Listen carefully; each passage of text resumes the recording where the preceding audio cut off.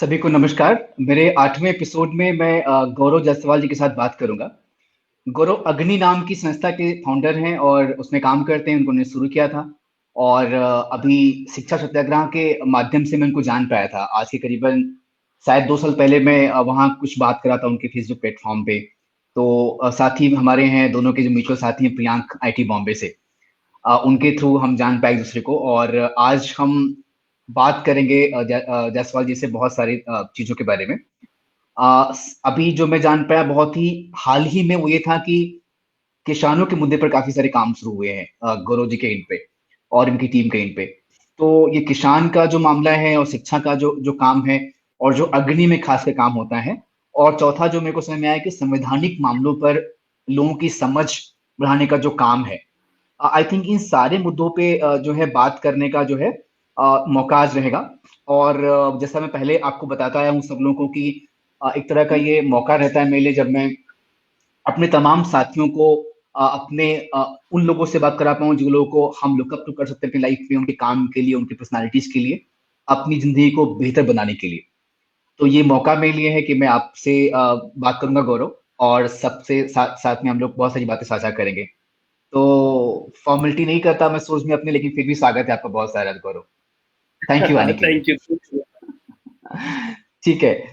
तो पहली बात तो बड़ा इंटरेस्टिंग था मेरे लिए जानना कि you said this is one of kind platform, Kisan Satyagraha. तो इसका क्या सीन है? What is it trying to accomplish? क्योंकि किसान अभी समय के साथ में जो जो जो नॉर्मल समझ है वो ये है कि रियल भले ही वो पोषक है हमारे, वो हमें खिलाते हैं, हमें चलाते हैं, लेकिन जो हमारा ध्यान है वो वहां से भटका है। और जो मुख्य दृष्टि रही है सरकार की, समाज की, वो किसानों की नीतियों से थोड़ा सा इतर हुई है। कुछ अलग अलग बातों ने उनको किया है। और जो ग्लेमर था किसानी का अपने देश में पहले, जिसको हम गर्व से कहते थे कि हम किसान हैं, वो कम हुआ है। और आजकल बहुत ज्यादा समय अपने परिचय में सिर्फ कहीं ना कहीं अपनी वोटर आईडी में या इनकम सर्टिफिकेट में किसान लिखवाने से तक ही सीमित रह गए हैं। और हमारे अधिकार किसानों ग्रुप में, हमारे काम का मूल्य, उन सब में जो है दिक्कतें बड़ी हैं। तो मैं आपको बुलाता हूँ और बात शुरू करने के लिए कि क्या हो रहा है मतलब देश में किसानों को लेकर के, और आपका मूवमेंट क्या अचीव करना चाह रहा है। जी अरुण भाई, थैंक यू सबसे पहले तो इस चर्चा में बुलाने के लिए। और किसानों के विषय से शुरू कर सकते हैं। हालांकि ये मेरा ये मेरा मुख्य काम नहीं है। जैसे आपने कहा, मेरा मुख्य काम शिक्षा और संविधान के आसपास है। लेकिन क्योंकि इस वक्त इस विषय पे काफ़ी मैं एक्टिव भी हूँ, तो यहीं से शुरू करते हैं। किसान सत्याग्रह का जो पूरा आइडिया है वो ये है कि ये शुरुआत हुई ऐसे कि कोविड-19 चल रहा था। मैं लगातार अपने क्षेत्र में किसानों के साथ बहुत लंबे समय से अलग अलग आंदोलनों में एक्टिव रहा हूँ। और किसानों के मुद्दे बहुत ही लगातार अलग अलग तरह के मुद्दे आते हैं। कभी यूरिया नहीं मिल रहा, कभी बीज नहीं मिल रहा, कभी ओले पड़ गए, कभी नुकसान हो गया, कभी बारिश नहीं हुई। तो बहुत समय पे अलग अलग मुद्दे आते रहते हैं और उन पे लगातार हम लोग कभी आंदोलन के माध्यम से, कभी और दूसरे माध्यमों से एक्टिव रहे हैं। इस बार क्योंकि विषय ये था कि किसानों की मक्के की फसल का उन्हें दाम नहीं मिल रहा था। तो जैसे जो आपके सुन रहे हैं साथी, उनके लिए मैं बता दूं, एक चीज होती है जिसे कहते हैं एमएसपी, मिनिमम सपोर्ट प्राइस, न्यूनतम समर्थन मूल्य। तो केंद्र सरकार हर फसल का एक न्यूनतम समर्थन मूल्य तय करती है। और उसको तय करने का एक मौलिक आधार ये होता है कि फसल को उगाने में, फसल को का प्रोडक्शन करने में कितना खर्चा किसान को आया, और हम्म। उस खर्चे का 50% उस पर और जोड़ करके उसका एक न्यूनतम समर्थन मूल्य सरकार तय कर देती है। और फिर वो हर साल एक सर्टेन परसेंटेज से सरकार बढ़ाती है उसे अपने हिसाब से, कभी 5%, कभी 2%। तो वैसे ही मक्के का जो समर्थन मूल्य है वो आज से 1 महीने पहले तक 1760 रुपए था। 1760 रुपए प्रति क्विंटल। यानी सरकार मानती थी कि 1760 रुपए जो है वो फायदे के साथ अगर किसान बेचे तो 1760 में उसका मक्का बिकना चाहिए। और अभी उसे बढ़ा करके उन्होंने 1850 रुपए कर दिया। तो सरकार का मानना है कि लगभग 1250 से पौने 1300 रुपए के आसपास, यानी 1250 रुपीज पर क्विंटल के आसपास मक्के का प्रोडक्शन कॉस्ट है। और इसीलिए वो 1850 रुपए में बिकना चाहिए, तभी किसान को उसकी सही कीमत मिलेगी और फायदा, और खेती एक फायदे का व्यवसाय बनेगा। अब सरकार खुद ये कह रही है, सरकार ने मिनिमम सपोर्ट प्राइस तय किया है, लेकिन फिर भी मक्का जहां जब बिक रहा है मंडियों में, तो वो 900 रुपए, 800 रुपए, 1000 रुपए, एक 1100 रुपए के रेट में बिका।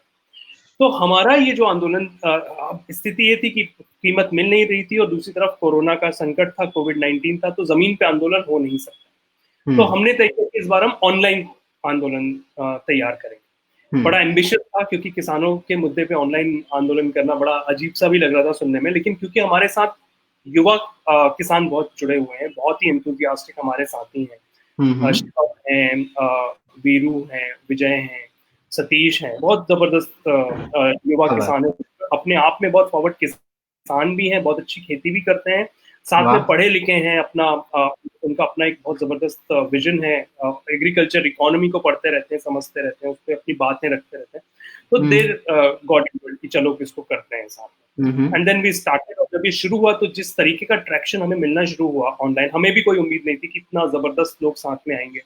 और हमें पता चला कि देश के अलग अलग हिस्सों में ये वाली समस्या है, बिहार में बहुत जबरदस्त समस्या है ये वाली मक्के की फसल की, हरियाणा में है, अलग अलग स्टेट्स में है, अलग अलग जिलों के किसान हमारे साथ में हैं, और फिर बाद में मीडिया में है। तो ये अभी इस वक्त जैसे ये शुरू हुआ, तो ये शुरू हुआ था एमएसपी को लेकर के, मिनिमम सपोर्ट प्राइस, और लेकिन अब हमें समझ में आ रहा है कि ये एक अगले स्टेज पे जा रहा है कि एमएसपी क्यों,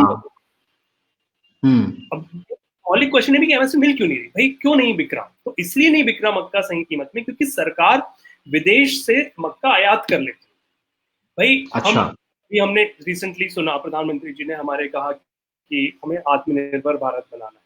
तो अब हमारा मौलिक प्रश्न ये है कि जब हमारे देश में कोई फसल का उत्पादन हो रहा है, चाहे वो दालें हो, चाहे वो मक्का हो, चाहे सोयाबीन हो, चाहे दूध के डेयरी प्रोडक्ट्स हो, तो जब किसान को उसकी सही कीमत यही मिल जाए तो हमें इंपोर्ट करने की जरूरत नहीं पड़ेगी। एक तरफ हमारे किसान को उसके सही दाम नहीं मिल रहे, दूसरी तरफ हम विदेशों से वही फसलें इंपोर्ट कर रहे हैं। तो ये बहुत अजीब नीति, और इस नीति के खिलाफ जो है देश के किसानों को एकजुट होना चाहिए। अब हम इस दिशा में अपने समझ और अपने कदम बढ़ा रहे हैं। तो जैसा कि आपने कहा कि एक बहुत बड़ी बात है, मतलब विडंबना है कि हमारे देश में अनाज है और हम इंपोर्ट किए जा रहे हैं। इसके बारे में और बात करेंगे, बट चूंकि आपने बताया कि शिक्षा आपका जो जो मुख्य केंद्र बिंदु है आपके काम का, आपके सामाजिक जिम्मेदारी का, तो और चूंकि आप फुल टाइम काम कर रहे हैं और तमाम तरह के मूवमेंट का हिस्सा रहे हैं, अलग अलग कैपेसिटीज में, और अभी अग्नि के सेंटर पर रहते हैं, बहुत सारे काम आप कर रहे हैं। तो जो एक बहुत ही मौलिक सवाल होता है लोगों का कि कहीं ना कहीं ये जो शख्स है जो पूरी तरीके से समाज में जुड़ा हुआ है, इसकी जिंदगी का जो है एक मतलब लाइफलाइन क्या है, अपने को बैकअप कैसे कर रहे हैं, तो फिनेंशियली कैसे वायबिलिटी होती है, ये तमाम सवाल होते हैं हम लोगों से, आपसे भी रहते होंगे। तो मैं चाहता हूँ हम हमारे साथी को आप बताएं कि आपका व्यक्तिगत रूप से जीवन यापन के लिए आप क्या सोर्सेज होते हैं आपके। तो अनु भाई, एक घटना बताता हूँ आपको बढ़िया। तो मैं एक शादी में गया, तो वहां मुझे एक अंकल जी मिले, तो ऐसे परिचित से अंकल थे, तो उन्होंने पूछा बेटा क्या कर रहे हो आजकल? मैं लगा रहता हूँ, समाज के काम में लगा हूँ, और बच्चों को पढ़ाता हूँ, और संवैधानिक मूल्यों पे हम लोग काम करते हैं। और मैंने पूरा अपना कहानी उन्हें बता दी।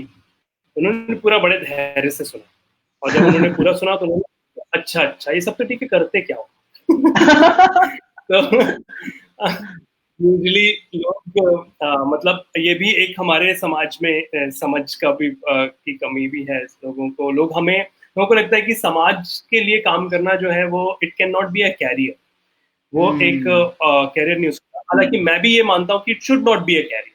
हमें किसी भी समाज की समस्या को पे सस्टेन नहीं करना है, हमें उसे सॉल्व करना है। तो ये तो एक मौलिक बात है जो हमें ध्यान में रखनी चाहिए, लेकिन फिर भी सस्टेन करने के लिए कुछ ना कुछ तो जुगाड़ जमाना पड़ेगा।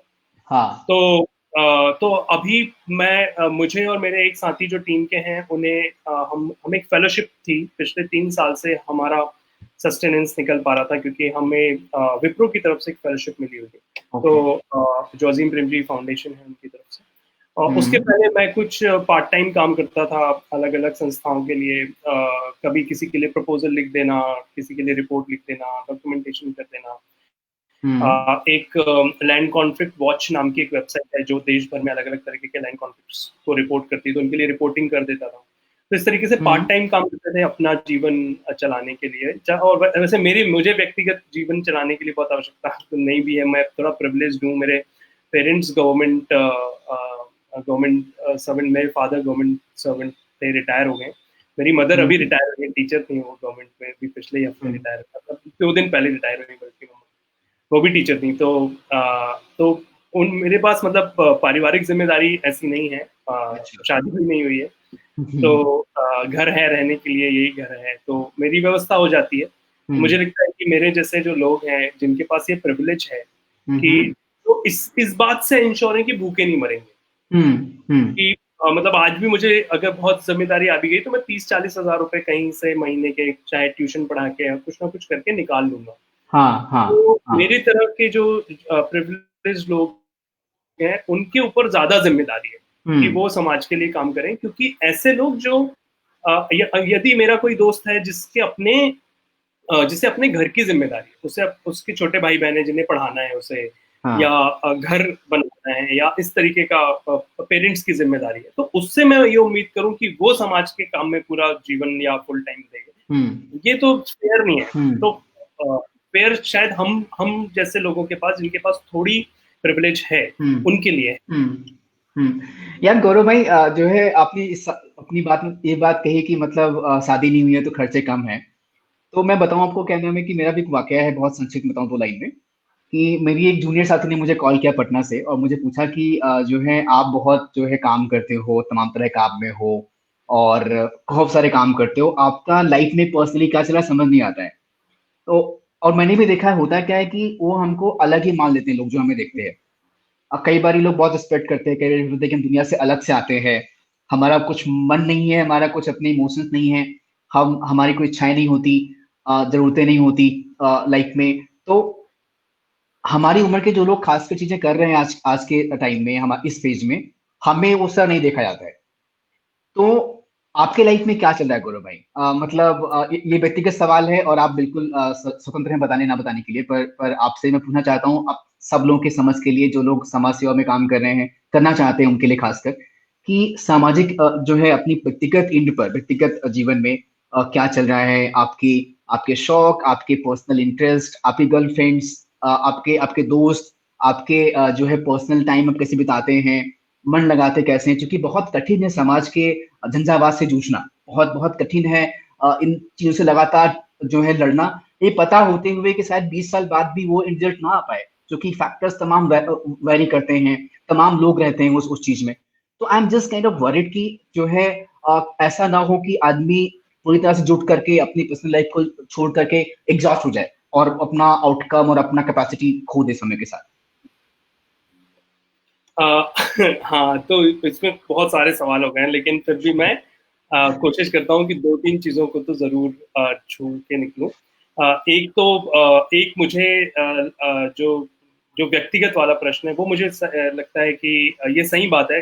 लोगों को लगता है कि मैं भी कई बार महसूस करता हूँ कि आपको लोग अलग निगाहों से देखने लगते हैं, संत टाइप, वैराग्य टाइप देखने लगते हैं कि लेकिन ऐसा कुछ है नहीं।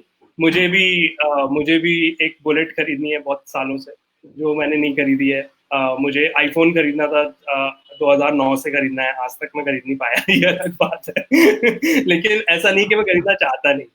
तो मुझे ट्रैवल करने का बहुत शौक है, और फॉर्चुनेटली मेरा काम ऐसे मुझे अपॉर्चुनिटीज देता है कि मैं ट्रैवल बहुत कर पाता हूँ। तो मैंने भारत लगभग पूरा, बहुत सारा भारत देखा है, बहुत सारा देखना बाकी है। मैंने यूरोप के कुछ देश देखे हैं, मैंने साउथ एशिया के कुछ देश देखे हैं, जो मुझे काम के ही माध्यम से मैं घूम पाया, देख पाया। तो कुछ तो काम के माध्यम से पूरी हो जाती हैं इच्छाएं। तो ये एक बात है।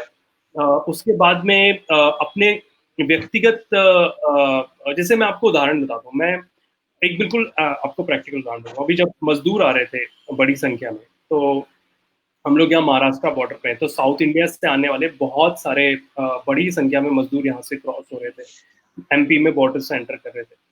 तो उनके लिए हम लोग खाना और पानी और बाकी जो भी जरूरतें हो सकती हैं अपनी क्षमता के हिसाब से हम लोग व्यवस्था कर रहे थे। लेकिन वो जो मंजर था वो इतना खतरनाक था, वो इतना इतना डरावना था। लोगों को, बच्चे छोटे छोटे भूखे हैं, 7 7 8 8 महीने की प्रेग्नेंट महिलाएं हैं, बच्चियां हैं, एडोलेसेंट लड़कियां हैं, और इतनी इतनी विकट परिस्थितियों में वो लोग, विपरीत परिस्थितियों का वो लोग सामना कर रहे थे। वो देख करके इतना बहुत मतलब मैं बहुत सैड हो जाता था, मैं बहुत डिप्रेस भी हो जाता था रात में। तो अपने दोस्तों को हम्म। फोन करता था रात में। आपने प्रियांक का नाम लिया, एक दिन मैंने प्रियांक को फोन करके मैं ऑलमोस्ट रोने की भी स्थिति में आ गया। उसने भी मुझे कुछ कुछ समझाया, दोस्त हैं तो वो थोड़ी दोस्ती वाली भाषा में भी समझा देते हैं। तो बहुत डिप्रेसिंग हो जाती है स्थिति कभी कभी काम करते करते। लेकिन मैं पोइट्री पढ़ता हूँ, तो मैंने उसका एक ऑल्टरनेटिव निकाला कि मैं लव पोइट्री पढ़ूंगा।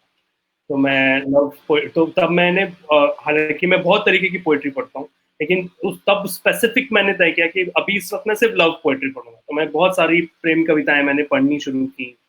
कभी कुछ एक आध दो लाइन लिख भी लेता था, लिख के कहीं यहाँ वहाँ कर लेता था। तो हम्म। वो इस तरीके के मैंने तरीके खोजे अपने लिए। और और हाँ, यही है। तो ये सारी चीजें करते, फिल्में देखता हूँ मैं, बहुत शौक है मुझे फिल्में देखने का। बहुत हम्म। अच्छी, मुझे बहुत अच्छा सोच सकता है फिल्में देखना। मैं कई फिल्में रिपीट कर करके देखता हूँ। अभी मैं डेड पोएट्स सोसाइटी रिपीट करके देख रहा हूँ। आज आधी, कल आधी देखी थी, आज फिर रॉबिन विलियम्स वाली वाह, आज आधी देख रहा क्या हूँ। बात है। तो तो इस तरीके की के शौक हैं, बहुत सारे शौक हैं। क्रिकेट खेलना पसंद है मुझे बहुत, मैं क्रिकेट खेलता हूँ। तो बहुत सारी अलग अलग चीजें जीवन में हम लोग करते हैं, सब आम लोगों की तरह ही करते हैं। और वो हम्म। करना बहुत जरूरी है, क्योंकि यही मतलब आप अदर नहीं तो क्या होता है कि एक आदर्शवादिता भी एक बीमारी है मुझे लगता है। हम्म। हम अगर हम जीवन में जमीन पे प्रायोगिक चीज को देख नहीं रहे, उनसे जुड़ नहीं रहे हैं, तो हम किसी भी वक्त उस मोड पे चले जाते हैं हम्म। क्योंकि और हम बहुत ज्यादा अगर आदर्शवादिता के मोड पे चले गए तो फिर हम काम नहीं कर पाएंगे जमीन पे। जमीन का हम्म। बदलाव बहुत हम्म। प्रैक्टिकल हम्म। सिचुएशंस में होता है। हम्म। पता है, जो बात की ना कि आदर्शवादिता तो चले गए तो सही काम जो ग्राउंड में करना है, जो सामान्य लोगों के साथ में काम करना है, वो शायद नहीं हो पाएगा। मुझे याद आया, एक इकोइन ग्रीन फेलो हमारे साथी हैं, मुझे बता रहे थे कि उनका मैनेजर है, उनको कॉल करके बोलता है साल में 2 बार, डांटता है कि आप छुट्टी लेके जाओ फुल टाइम कुछ दिन के लिए काम से बाहर। तो आई थिंक जो पर्सनल केयर है, वो बहुत जरूरी है। मतलब जो आपने बताया, पीवी करते हैं, मूवी भी, क्रिकेट भी, लव पोएट्री भी। तो आई थिंक बहुत कुछ सीखने का है इससे, हम मेरे लिए भी है सीखने को। कई कई बारी मैं कुछ ज्यादा काम में तो मतलब रात बीत जाती है, और मेरे आस पास लोग बोलते हैं नाइबर्स की, यार तुम पागल हो गया, मतलब कि इतना नहीं करते हैं, ध्यान रखो अपना। मेरे मेंटर्स कई बोलते हैं कि भाई ध्यान रख यार, तू ऐसे मत कर। तो समहाउ ठीक है। पर इसके पहले मैं आपसे पूछूं, क्या नाम है, मतलब प्यार को लेके क्या आपका कहना है, प्यार हुआ आपको? प्यार हुआ, बहुत प्यार हुआ। और बहुत मुझे लग रहा है कि मतलब अब जब मैं यहाँ से जहाँ मैं हूँ अपने जीवन में, यहाँ से पलट के देखता हूँ, तो मैं बहुत ही खुशनसीब मानता हूँ अपने आप। मुझे बहुत अपने जीवन में बहुत प्यार मिला। वाह। और शायद वो एक बहुत बड़ा सोर्स भी रहा मेरे इस पूरे काम में ऊर्जा को देने का। वाह। बहुत अलग अलग तरह के लोगों से मेरी दोस्ती भी हुई, मुझे मोहब्बत भी हुई, उन्हें भी मोहब्बत हुई। तो हम्म। प्रेम बहुत एक बहुत बड़ा, बहुत सकारात्मक, बहुत ही सकारात्मक एक भाव है। हम्म। और वो आपको मतलब ये सारी चीजें वही उसी से निकलती है ना। मतलब जब जब आप अगर प्रेम में होते हो या प्रेम को महसूस कर पाते हो, तो आप शायद प्रेम कविताओं को समझ पाते हो, उनके साथ जी पाते हो। या फिर जीवन की सच्चाई। और एक और इंटरेस्टिंग बात जो मैं अक्सर सोचता हूँ, वो ये है कि जैसे उदाहरण के तौर पे, ये ये आपको एक बाद में निकल गया, ये एक किताब है मुझे इस जन्मदिन में गिफ्ट में मिली थी। दुष्यंत कुमार साहब की किताब है, साय में धूप। साय में धूप नाम है हाँ, इसकी किताब हाँ, का। हाँ, हाँ, अब इसमें दुष्यंत कुमार साहब की गजलें हैं। और हाँ। जिन्होंने ये गिफ्ट की है वो देख रही होंगी अभी इस लाइफ को। तो इस इसमें वो गजल भी है जो शायद सबसे बड़ा, सबसे फेमस क्रांतिकारी गीत की तरह हर आंदोलन में गाया जाता है कि हो गई है पीर पर्वत से पिघलनी पिघलनी चाहिए, चाहिए। है ना। और इस हिमालय से कोई गंगा निकलनी चाहिए। ये हर किसी आंदोलन में आपको सुनने मिलेगा। एक परिवर्तन का सपना जो आदमी देखता है वो इस गीत से अपने आप को जुड़ा हुआ मानता है, अगर वो हिंदी भाषी है तो। दिल्ली के मेरे ऑफिस में लिख के लगा रखा है हमने। हाँ हाँ। दीवार पे। किताब में आपको वो गजल भी मिलेगी जो है कि तू किसी रेल से गुजरती है और मैं किसी अरे पुल वाह, सा। वाह वाह, क्या बात है। दोनों दुष्यंत कुमार की राइटिंग है, और मैं ये मानता हूं कि जिसमें प्रेम नहीं है हम्म। वो, भाई देखिए, आंदोलन क्या है? आंदोलन है एक बेहतर दुनिया का सपना देखना।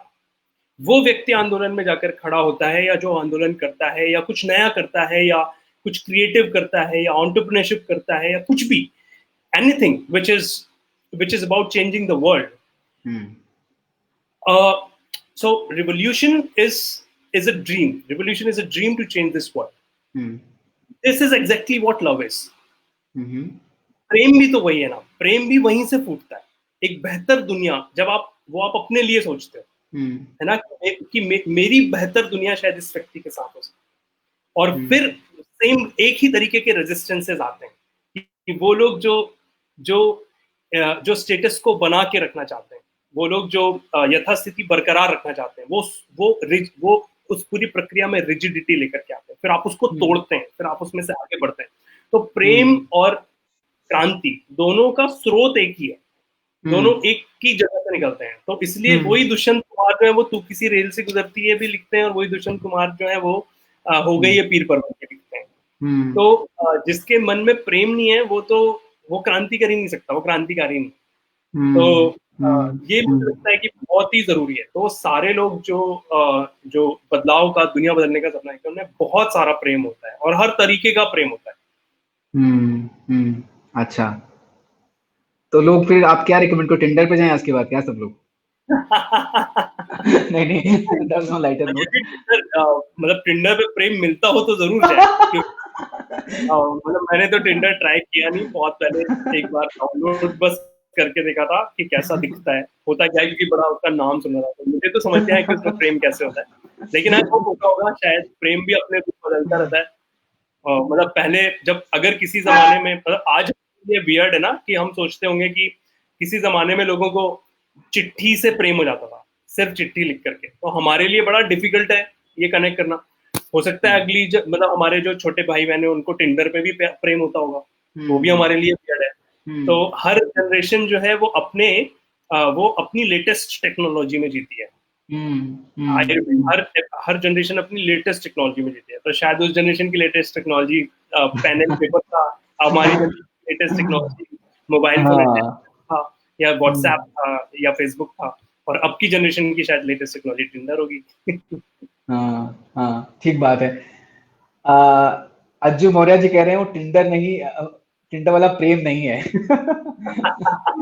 अब ये तो आप लोग डिसाइड करेंगे आपके लिए आप क्या है ना, क्या परोसा जा रहा है।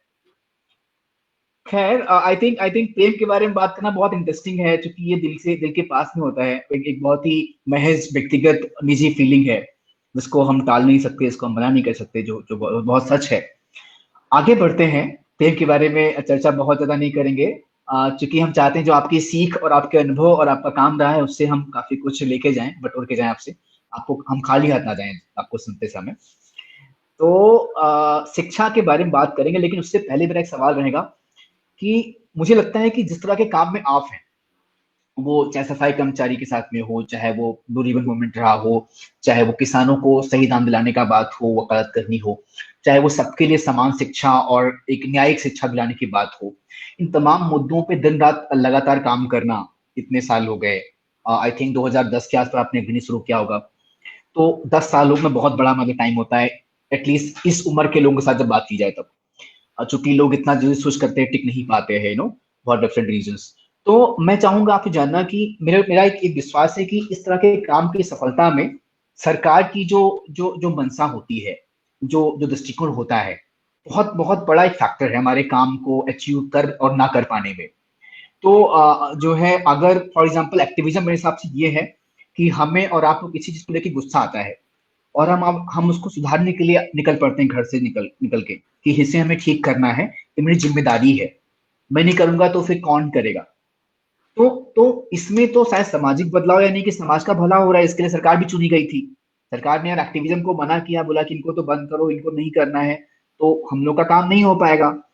तो आपको क्या लगता है कि हम मिस्टर मोदी की बात करते हैं फॉर एग्जाम्पल, जो कि अभी हमारे देश के प्रधानमंत्री हैं।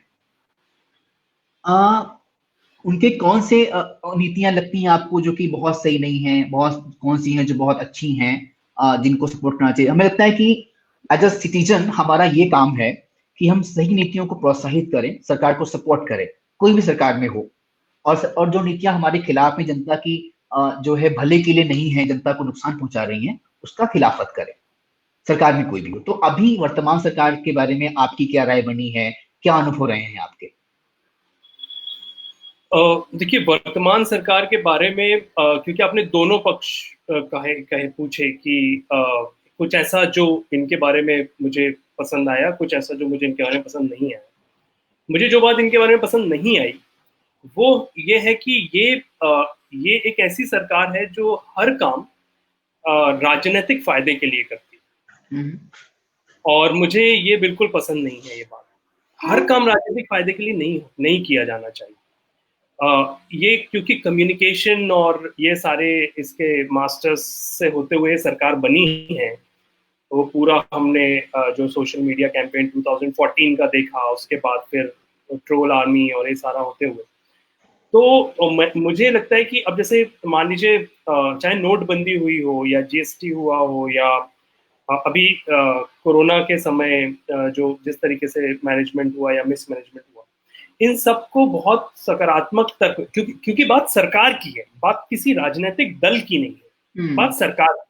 सरकार सबकी है, सरकार हमारी भी है, आपकी भी है, जिन्होंने वोट दिया उनकी भी, जिन्होंने नहीं दिया उनकी भी। तो सरकार के साथ बहुत फेयर बात होनी चाहिए, बहुत क्लियर बात होनी चाहिए। और ये मुझे लगता है कि इनके साथ बहुत बड़ी कमी है कि कॉन्वर्सेशन की जगह ही नहीं है इस सरकार के साथ, एक चीज। दूसरी सबसे बड़ी कमी मुझे इनकी लगती है कि इन्होंने इंस्टीट्यूशंस को बहुत नुकसान पहुंचाया है।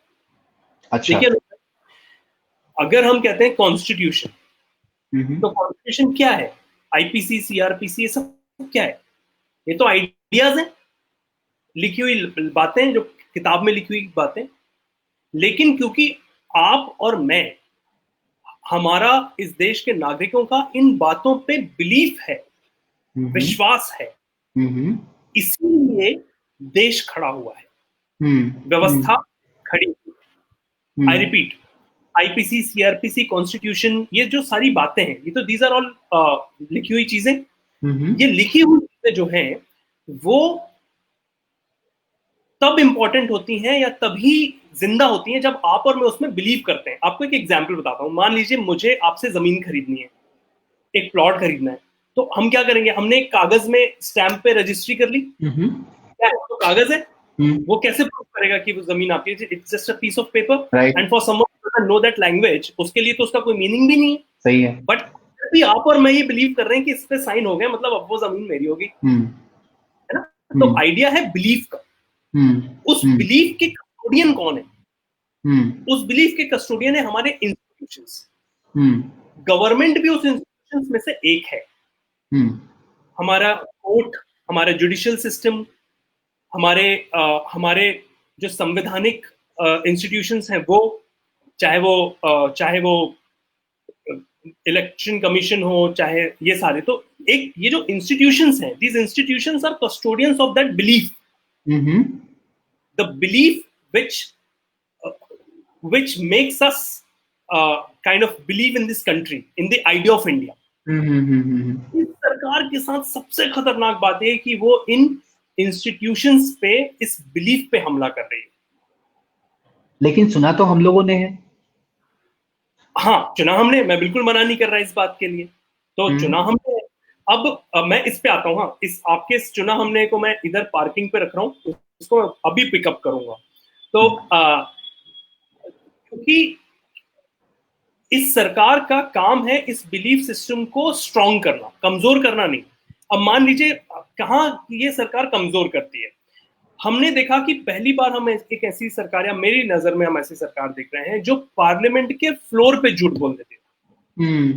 हमने ऐसी सरकार देखी जो सुप्रीम कोर्ट में हलफनामे में झूठ बोल रहे थे, है ना। अभी हमने देखा सरकार ने सुप्रीम कोर्ट पे जाकर के कहा कि मजदूर तो नहीं चल रहे हैं सड़कों पे, या उन्होंने कहा कि हमने इतने लोगों को, कोई भूखा नहीं सोया, हमने सबको खाना खिला दिया। झूठे जो जमीन पे था उसने देखा।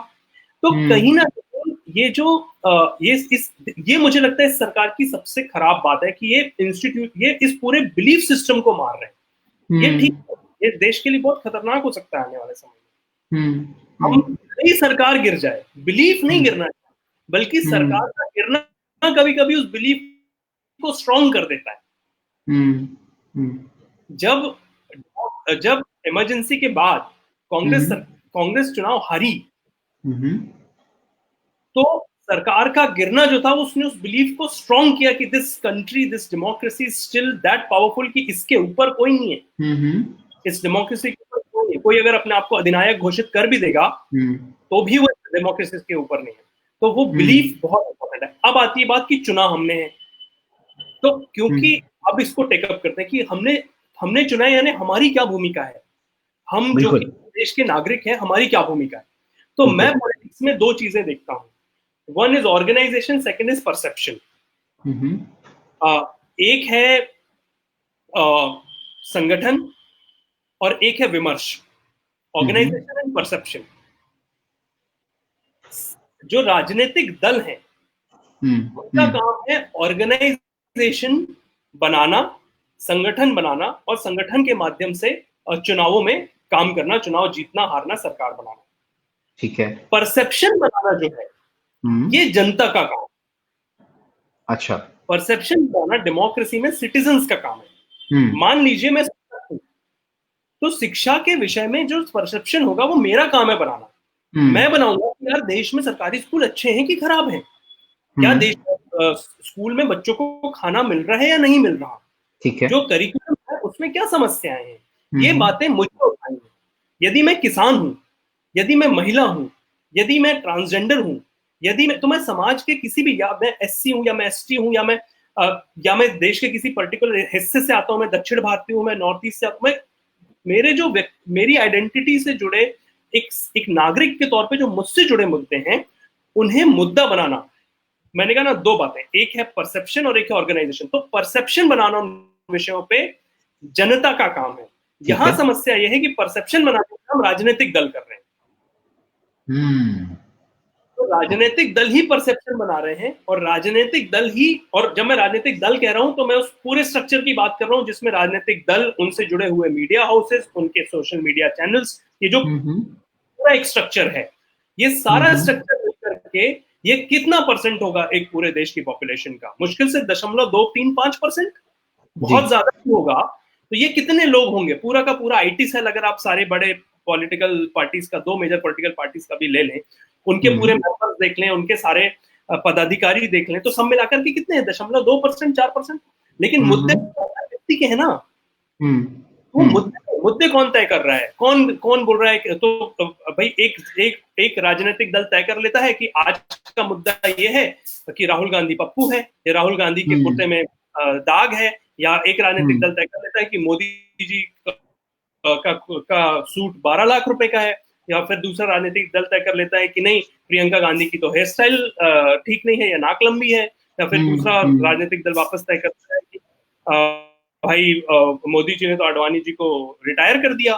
तो ये जो इन बातों का देश की जनता से क्या लेना देना?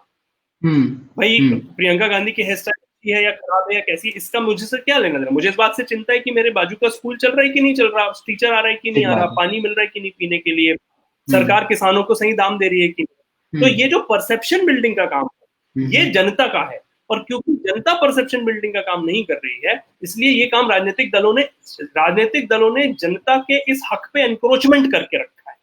और हमें चाहिए, जनता को चाहिए कि वो राजनीतिक दलों से इस हक को छीने वापस, और वो अपने मुद्दे खड़े करें। कैसे करिएगा गौरव भाई ये सब? मतलब इतने शक्तिशाली लोग ये सब हैं, ऐसा मुझसे मेरे लोग बोलते हैं कि कैसे किया जाए? मतलब लोग तो बोलते हैं कि बड़ा मुश्किल है लड़ना इनसे। हाँ देखिए, मुश्किल तो है, आसान काम क्या है, लेकिन पहले से आसान भी है। यदि हम देखें आज से 200 साल पहले अगर हम ये बात करते या 500 साल पहले करते, जब मोनार्की होती थी तो सरकलन करवा दिया जाता किसी चौराहे में खड़े होकर। आज तो लोग क्या है, आज तो नहीं करा सकता कोई हो कितना ही बड़ा अधिनायक को करा के दिखाए, नहीं है किसी की डेमोक्रेसी है, कॉन्स्टिट्यूशन है, अधिकार है हमारे, ठीक है, हम प्रोटेस्ट करेंगे, ज्यादा क्या ही करेंगे, केसेस बनाएंगे और जेल में डालेंगे 2 साल के लिए, फिर भी सोशल मीडिया हमारे लोग खड़े रहेंगे आवाज बुलंद करने के लिए। तो बदली तो है परिस्थिति, ऐसा नहीं है कि परिस्थिति बदली नहीं है, पहले से अच्छी परिस्थिति है। आज भी जो बदलाव के लिए इकोसिस्टम है वो अच्छा इकोसिस्टम है, स्ट्रॉन्ग इकोसिस्टम है। जरूरत है आवाज लगाने की, समझ बनाने की। एक बड़ी समस्या मैं ये मानता हूं कि बहुत बड़ा युवा वर्ग ऐसा है जो देश के रियल जो सच्चे मुद्दे हैं उसकी समझ नहीं है। थोड़ा एक समस्या इस बात की हो गई है कि, और वो विशेष तौर पे जो प्रिविलेज्ड मिडिल क्लास जो है भारत देश का, जैसे हमारे मेरे कुछ क्लासमेट्स हो सकते हैं जो मेरे साथ पढ़े बड़े हैं, फिर मिडिल क्लास से निकले हुए, जिनके पेरेंट्स भी छोटे बिजनेस करते थे या गवर्नमेंट एम्प्लॉय थे, टीचर वीचर थे, निकल गए, उनकी नौकरी लग गई, वो चले गए कहीं बाहर, बाहर करके सेटल हो गए पुणे में, बैंगलोर में। उन्हें पता ही नहीं है, वो भूल गए, वो उन्हें समझ ही नहीं है कि जमीन के मुद्दे कैसे हैं। उन्हें ये बात अनरियल लगती है कि यार किसान क्यों प्रोटेस्ट कर रहा है, इसको प्रॉब्लम, क्योंकि उन्हें लगता है कि यार किसानों के पास तो, किसानों को तो सरकार उनका तो कर्जा भी माफ कर देती है और इनका तो सब कर देती है, हमको तो ईएमआई देना पड़ता है। तो उन्हें समझ ही नहीं, उन्हें किसान एग्री इकोनॉमिक्स नहीं पता, उन्होंने वो दर्द नहीं देखा एक बच्चे का जो सरकारी स्कूल में पढ़ता है, उसकी परेशानी नहीं देखी। तो ये थोड़ी सी मुझे लग रहा है कि एक जो हमने शुरू में बात की थी ना कि जिम्मेदारी किसकी है, कौन बदल सकता है, यही जनरेशन, यही लोग बदल सकते हैं जिनके पास प्रिविलेज है। अब जो खुद ही मजदूरी कर रहा है, जो सुबह से रात तक मेहनत करेगा तो खाएगा, उसका परिवार खाएगा, हम उससे तो उम्मीद नहीं कर सकते बदलाव की, लेकिन जिनसे हम कर सकते हैं वो थोड़ा व्यस्त हैं ज्यादा जरूरत से, और उन्हें बिल्कुल देश के मुद्दों की समझ कम है, और क्योंकि समझ कम है इसलिए बहुत आसानी से बेचारे भटका दिए जाते हैं, कभी सांप्रदायिकता के नाम पे, कभी तो वो जो प्रोपोगेंडा मशीन के शिकार हो जाते हैं बहुत आसानी से। तो मैं तो अपने बहुत दोस्तों को देखता हूँ, बेचारे इतने शिकार हैं प्रोपोगेंडा मशीन के, इतने बीमार भी हो गए वो लोग, तो उसमें से कुछ लोग मानसिक तौर पे रेप को जस्टिफाई करने लगते हैं, मर्डर्स को जस्टिफाई करने लगते हैं, हिंसा को जस्टिफाई करने लगते हैं। उन्हें लगता है कि एक पर्टिकुलर वर्ग से जिनके प्रति उनके मन में नफरत पैदा कर दी गई है, उसके साथ अगर हिंसा भी हो रही है तो वो भी सही है। तो ये तो एक तरीके की मानसिक बीमारी के लक्षण है। तो वो इसलिए पैदा हो गया ये सारी स्थिति, क्योंकि उनकी अपनी जमीन से जुड़ाव बहुत कमजोर है। ठीक बात है, ठीक बात है। इसी बात से समय मेरे को आता है एक बात, गौरव, थैंक यू बताने के लिए, आई थिंक ये बहुत इंपॉर्टेंट था। लेकिन एक सामान्य बात मैं कहूँ, अगर मेरे गांव में आप जाइएगा तो लोग कहेंगे कि बात बात में कहते हैं, this is a very cliche, मतलब किताबों में लिखा होता है कि पॉलिटिक्स मत करो यार, है ना। तो अभी आपका जो काम है शिक्षा को राजनीतिकरण करना, कि राजनीति में एक मुद्दा बने, तो शिक्षा को लेके पॉलिटिक्स करना आपका फुल टाइम काम है, मैं ऐसा दिखूंगा आपको। तो पॉलिटिक्स करना इंपॉर्टेंट क्यों है, और पॉलिटिक्स करना यानी पॉलिटिसाइजेशन, राजनीतिकरण क्या होता क्या है, अगर आप बता पाए अपने शब्दों में। जी, तो एक तो बड़ी समस्या हमारे देश में ये भी रही कि हम, एक तो जो लोग पॉलिटिक्स में थे, जो लोग पावर में थे, उन्होंने नॉन पॉलिटिकली एक्टिव समाज को ये समझा दिया कि राजनीति बहुत खराब चीज है, इससे दूर रहो। तो अपने बच्चों को पढ़ाओ लिखाओ, इंजीनियर बनाओ, डॉक्टर बनाओ, सरकारी अफसर बनाओ, टीचर बनाओ, लॉयर बनाओ, पॉलिटिशियन मत बनाओ, क्योंकि पॉलिटिक्स तो खराब बात है। तो अब होता ही है कि हमारे देश में हम देखते हैं कि तरह तरह के इंस्टीट्यूशंस हैं, आईआईटी है, आईआईएम है, जहाँ पे excellent engineers, excellent doctors AIIMS से बनाए जाते हैं, एक्सीलेंट लॉयर्स एनएलआईयू से बनाए जाते हैं। लेकिन हमारे यहाँ पॉलिटिशियंस बनाने के इंस्टीट्यूशंस नहीं है जो देश चलाते हैं। हमारे कोई भी ऐसे इनिशिएटिव्स बहुत कम है, यानी अब तो शुरू हो गया है, इंडियन स्कूल ऑफ डेमोक्रेसी है, हमारे मित्र हैं वो चलाते हैं, या बीरेन भाई के बारे में चर्चा हो रही थी, he is trying something very interesting. तो कुछ लोग कर रहे हैं इसे शुरू, लेकिन इतने सालों में एक आम जन के मन में तो ये भाव ला दिया गया कि यार पॉलिटिक्स ठीक चीज नहीं है। तो एक तो ये परसेप्शन है, लेकिन हमारा वही मौलिक प्रश्न है कि अगर पॉलिटिक्स नहीं तो फिर क्या? यदि आप सही बात है। कोई भी परिवर्तन करना चाहते हैं, मैंने शुरू किया। अब जैसे गांधी जी एक बात कहते हैं, गांधी जी का संघर्ष और निर्माण वाला कंसेप्ट है कि एक कदम संघर्ष का और एक कदम निर्माण का। तो भाई हमने कहा कि हमें शिक्षा व्यवस्था बदलनी है, तो चलिए सरकारी स्कूलों में चलते हैं।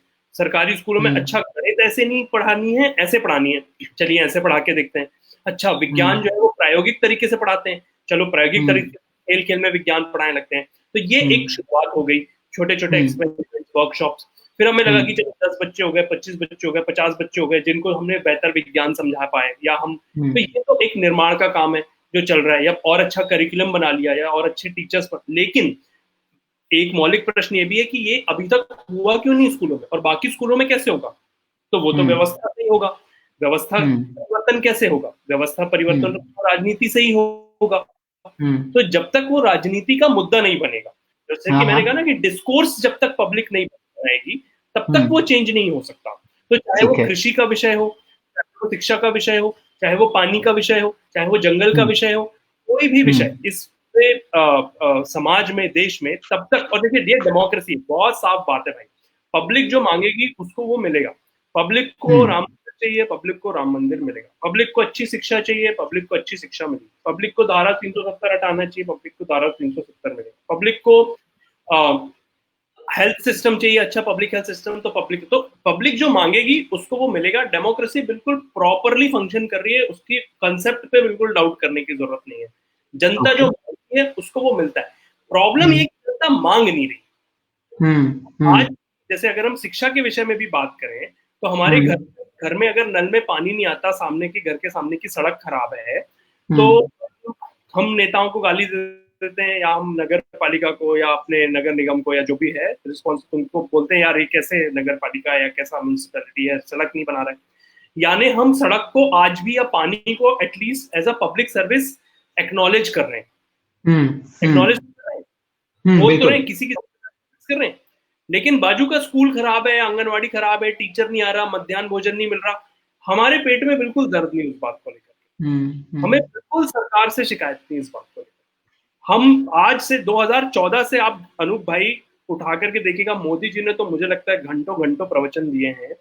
आप मुझे एक आध बार कहीं खोज के दिखाइएगा उन्होंने सरकारी स्कूलों के बारे में बात की होगी।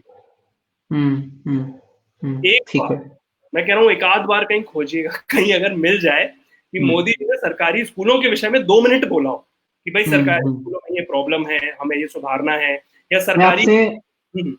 मैं आपसे वापस आके पूछूंगा ये बात कि आप जब बोलो डेमोक्रेसी बिल्कुल अच्छे से फंक्शन कर रही है, कॉन्सेप्ट को डाउट नहीं करना चाहिए, लेकिन जो जनता है जो वोट करती है, अगर जो सबसे जो जो जो मतलब जो कोर में है, the core of democracy is voting, right, by which we vote people, get them in Lok Sabha and Rajya Sabha, Vidhan Sabha, जो हमें हमारी पॉलिसी बनाते हैं।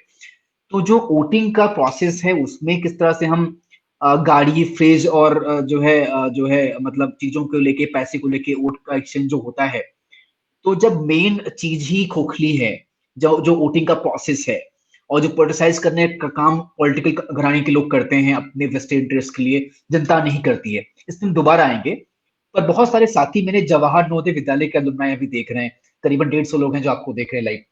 तो मेरा ये कहना था आपसे कि मुझे बताओ कि आपके साथ जवाहर नवोदय विद्यालय का जो है, जो पूरा संकल्पना है, और जो आपका काम है एजुकेशन इक्वलिटी के लिए और ब्रॉडर जस्टिस लाने के लिए समाज में, जो है नवोदय का क्या जो रहा है आपके हिसाब से, और क्या रोल हो सकता है अलुमनाई का? मैं चाहता हूं कि लोग जान पाए आपसे ये, आपके हिसाब से कि आप शिक्षा में काफी सारा काम किए हैं। जी बताइए। तो मैं दोनों बातें कहूंगा, एक जो मेरा क्रिटिसिज्म है वो भी, और एक जो बात मैं अप्रिशिएट करता हूँ वो भी। तो जो क्रिटिसिज्म है वो ये है कि जवाहर नवोदय विद्यालय बहुत कम लोगों के लिए, हाँ, वैसी व्यवस्था देश के हर विद्यार्थी के लिए होनी चाहिए, उस स्तर की व्यवस्था देश के हर विद्यार्थी के लिए होनी चाहिए। यदि हम देखें कि जवाहर नवोदय विद्यालय में प्रति विद्यार्थी प्रति वर्ष सरकार कितना खर्च करती है, तो मैं एक मोटा अंदाजा लगा रहा हूँ, लगभग 1.5 लाख से 2 लाख रुपए के आसपास खर्च करती होगी। 2 लाख रुपए के आसपास प्रति विद्यार्थी प्रति वर्ष सरकार खर्च करती होगी, उनके रहने में, खाने में, शिक्षा में, सब मिला के। एक मेरा मोटा अंदाजा है। ठीक है, ठीक है। केंद्रीय विद्यालय में लगभग 62,500 रुपए सरकार प्रतिवर्ष खर्च करती है, तो मैंने उसमें केंद्रीय विद्यालय के ऊपर मैंने हॉस्टल और फूड का और ठीक है, खर्चा जोड़ दिया है। ठीक है। मेरा मानना ये है कि इतना खर्च जो है, यदि हम बोर्डिंग वाला हिस्सा हटा दें तो हाँ, कम से कम 62,500 रुपए प्रति बच्चा, यानी 5,000 रुपए प्रति महीना प्रति बच्चा सरकार को हर हर विद्यार्थी पे खर्च करने की जरूरत है। तो ये मेरा क्रिटिसिज्म है। मुझे इस बात की जलन है, इस बात से मेरे पेट में दर्द है कि हर बच्चे को नवोदय विद्यालय क्यों नहीं मिलता, या नवोदय जितनी सुविधा क्यों नहीं मिलती। एक बात तो ये इक्वालिटी, यानी एक आज के वर्तमान समय में ये बराबरी का मॉडल नहीं, ठीक है, ये एक बड़ी समस्या है कि ये वर्तमान में बराबरी का मॉडल नहीं है, लेकिन ये बराबरी को अचीव करने की तरफ बढ़ा एक कदम जरूर है। वो इसीलिए क्योंकि उन विद्यार्थियों को जो बहुत दूरस्थ ग्रामीण क्षेत्रों से, आदिवासी क्षेत्रों से आते हैं, उन्हें आप एक ऐसा प्लेटफॉर्म देते हैं कि वो देश के एक तथाकथित मेन स्ट्रीम का हिस्सा बनते हैं, वहां तक पहुंचते हैं, चाहे वो सरकारी नौकरी के माध्यम से हो या एंटरप्रेन्योरशिप के माध्यम से हो या और भी बहुत सारे अलग अलग तरीकों से हम उन्हें वो प्लेटफॉर्म दे पाते हैं जहां से विद्यार्थी जो है वो एक कदम आगे बढ़ता है, एक समाज में क्लास की बाउंड्री उसको तोड़ता है और एक अगले सर्कल में प्रवेश करता है। और बस ऐसे ही बराबरी धीरे धीरे धीरे धीरे हम अचीव करते हैं, क्योंकि ऑब्वियसली जैसे हम जो हमारा संविधान का प्रियम्बल है, अगर हम उसे पढ़ेंगे तो वो तो एक सपना है ना, वो तो ड्रीम है ना। हम भारत के लोग, भारत को संपूर्ण प्रभुत्व संपन्न लोकतंत्र गणराज्य, तो हम बनाना चाहते हैं, बनाने के लिए इट इज अ ड्रीम जो हमें अचीव करना है। वो ड्रीम क्या बोलता है कि हमें समता चाहिए, है ना, हमें इक्वालिटी चाहिए, है ना। तो अभी इक्वालिटी हमें चाहिए, है नहीं हमारे पास, ये भी एक्नॉलेज कर रहे हैं, हम उस तरफ बढ़ रहे हैं। और जवाहर नवोदय विद्यालय मुझे लगता है एक बहुत जबरदस्त एक स्टेप है कि हम एक एक कदम करके उस दिशा में बढ़ रहे हैं। हमने कुछ विद्यार्थियों को निकाला, फिर वो आगे बढ़े, आप लोग हैं, आप लोगों ने फिर सोचा कि नहीं चलो अभी और विद्यार्थियों को निकालेंगे, अभी थोड़ा वही एक हाथ से दूसरे हाथ से तीसरे हाथ से चौथा हाथ बढ़ना शुरू हुआ। तो ये एक जबरदस्त मतलब हमने छेद तो कर दिया डैम में, है ना। उस कदम तो हम आगे बढ़ गए हैं, अब वो धीरे धीरे टूटेगा। तो मुझे लगता है कि जब तक जो ये वाली बात है, कौन सी बराबरी की बात है, ये बहुत जरूरी है। और यहीं से मेरा भी आपसे एक प्रश्न है, वो है न्याय का प्रश्न, कि क्योंकि बराबरी और न्याय, ये दोनों, इक्वालिटी एंड जस्टिस, ये दोनों साथ में चलते हैं, ये दोनों एक साथ चलते हैं, अलग अलग नहीं चलते। जहां पे इक्वालिटी नहीं होगी वहां कभी जस्टिस नहीं हो सकता, जहां समता नहीं होगी वहां नहीं हो सकता। तो न्याय के विषय में मैंने कुछ आपके बारे में सुना है कि न्याय क्या इकोसिस्टम बनाने के लिए, जस्टिस इकोसिस्टम बनाने के लिए आप लोग जो हैं वो विद्यार्थियों के साथ कुछ बहुत इंटरेस्टिंग काम कर रहे हैं। मैं चाहता हूं कि आप प्लीज वो भी मुझे बताएं। जरूर जरूर, आई थिंक इसी बहाने और लोग भी जान जाएंगे, तो बिल्कुल मतलब बताना चाहूंगा। तो बेसिकली जो जवाहर नवोदय विद्यालय का जो सबसे सारी चीजें बहुत अच्छी हैं, मतलब आई थिंक मैं वो था जो जिसने कभी ड्रीम नहीं किया था कि मैं स्कूल जाके अच्छे से पढ़ाई करूंगा, और मैं स्कूल में गया तो मतलब जिंदगी मेरी बदल गई। और सिर्फ मैं अकेला नहीं हूँ, मैं उन तमाम 12 लाख लोगों को डिपेंड करता हूँ जो उनके साथ में यही कहानी है। तमाम लोग जो कभी पढ़ नहीं सकते थे वो गए स्कूल में, उनका टाइम पे खाना, टाइम पे किताबें, टाइम पे रहना, टाइम पे टीचर्स, तमाम सारी बातें हुई, तो जिंदगी में अगर क्रांति आ गया मतलब नवोदय में जाने की वजह से। लेकिन सबसे बड़ा जो मतलब प्रॉब्लम है अभी इसमें करंट सिस्टम में, वो ये है कि स्कूल के बाद में आपकी आगे की जिंदगी जो होगी कॉलेज कॉलेज की, उसमें आप क्या करेंगे पता नहीं होता आपको, तो क्योंकि बहुत फोकस्ड है, बहुत जो है पढ़ाई का काम होता है, तो आगे क्या करना है वो एक तो यही प्रॉब्लम है। तो उसके लिए हम लोग बहुत सारे प्रोग्राम करते हैं, जहाँ पे हम जो है जब आप 2 साल पहले ही आपका हाथ पकड़ लेते हैं, जो बच्चे 10वीं में हैं तो 12वीं में निकलने के पहले उनको हम 2 साल पहले पकड़ लेते हैं हाथ उनका, सिखाने के लिए कि आपको क्यों पढ़ना चाहिए, जो पढ़ना चाहिए तो कॉलेज में क्या क्या ऑप्शन अवेलेबल हैं, और जो आपका रुचि है वो आप कहाँ से पढ़ सकते हैं। तो उसी क्रम में हमने शुरू किया अभी रिसेंटली 6 महीने पहले, लाइक 8 महीने पहले प्रोग्राम जो है उसमें था कि लॉ का प्रोग्राम है, तो जिन लोगों को आगे लॉयर बनना है वकील बनना है और जुडिशरी में एक्टिविस्ट बनना हो, समाज सेवक बनना हो, थिंकर बनना हो, फिलोसोफर बनना हो, हम उनको सारे ऑप्शन देते हैं। और हम सोचते हैं कि अगर आपको लॉ का नॉलेज हो तो आप उस सामाजिक बदलाव का कड़ी, बहुत मजबूत कड़ी बन पाएंगे। ये मेरा अपना विश्वास है, क्योंकि मैंने बहुत जगह पे कुछ लिया इंस्टीट्यूट, तो मुझे अच्छे वकील नहीं मिले लाइफ में, और वो काम आगे नहीं बढ़ पाए।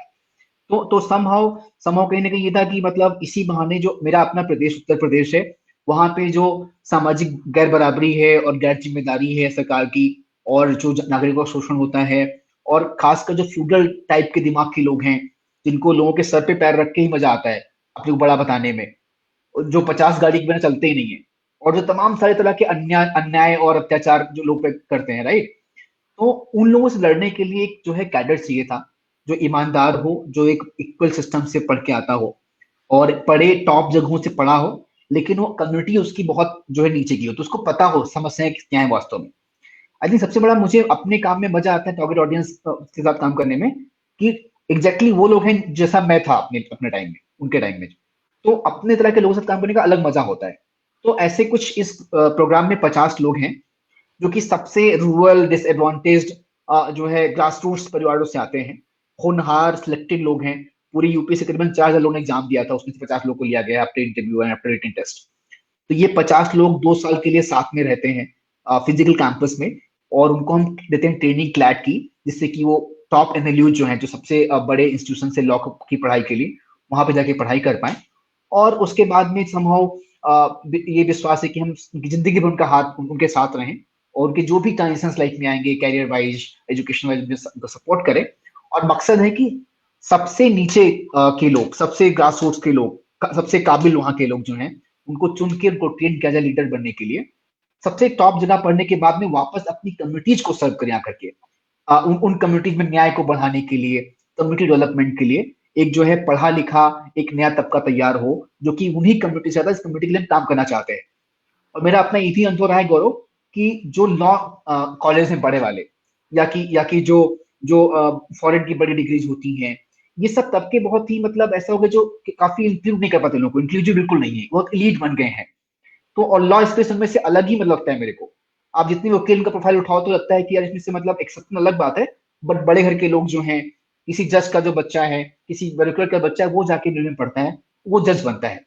तो हम यहाँ ये भी तोड़ने का प्रयास कर रहे हैं, कि सबसे काबिल और सबसे ग्रासरूट्स के लोग जाकर के टॉप जगहों पर पढ़े, और फिर आके वापस सर्व करें अपनी कम्युनिटीज को डेवलप करने में, और वहां पे लॉ को एक्सेस करने में। और उसमें सिर्फ लॉयर ही नहीं, बाकी हर तरह का काम जो है वो कर सकते हैं, उनको हम वो सुविधा देना चाहते हैं। और ये प्रोग्राम फुली फंडेड है सबके लिए, उन 50 लोगों के लिए। तो ये ये था। बहुत बेहतरीन मुझे आपका आइडिया लगा, और मुझे लगता है कि इस एंड पे हमें मिलकर भी हम कोशिश करेंगे, तो इसके बाद, इस बहुत लाइव बढ़िया, के बाद हम करेंगे कि कैसे साथ शानदार, में कुछ ताकत लगाई जा सकती है। बहुत बढ़िया। नहीं, मुझे लगता है कि सोल सेक्टर में जो जनरल एक प्रॉब्लम लगती है मुझे, कि कोलैबोरेट हम लोग कम करते हैं। और ये अच्छी बात है कि अपनी सहूलियत के हिसाब से अपनी जनता के लिए अपनी चीज शुरू करना बहुत जरूरी है।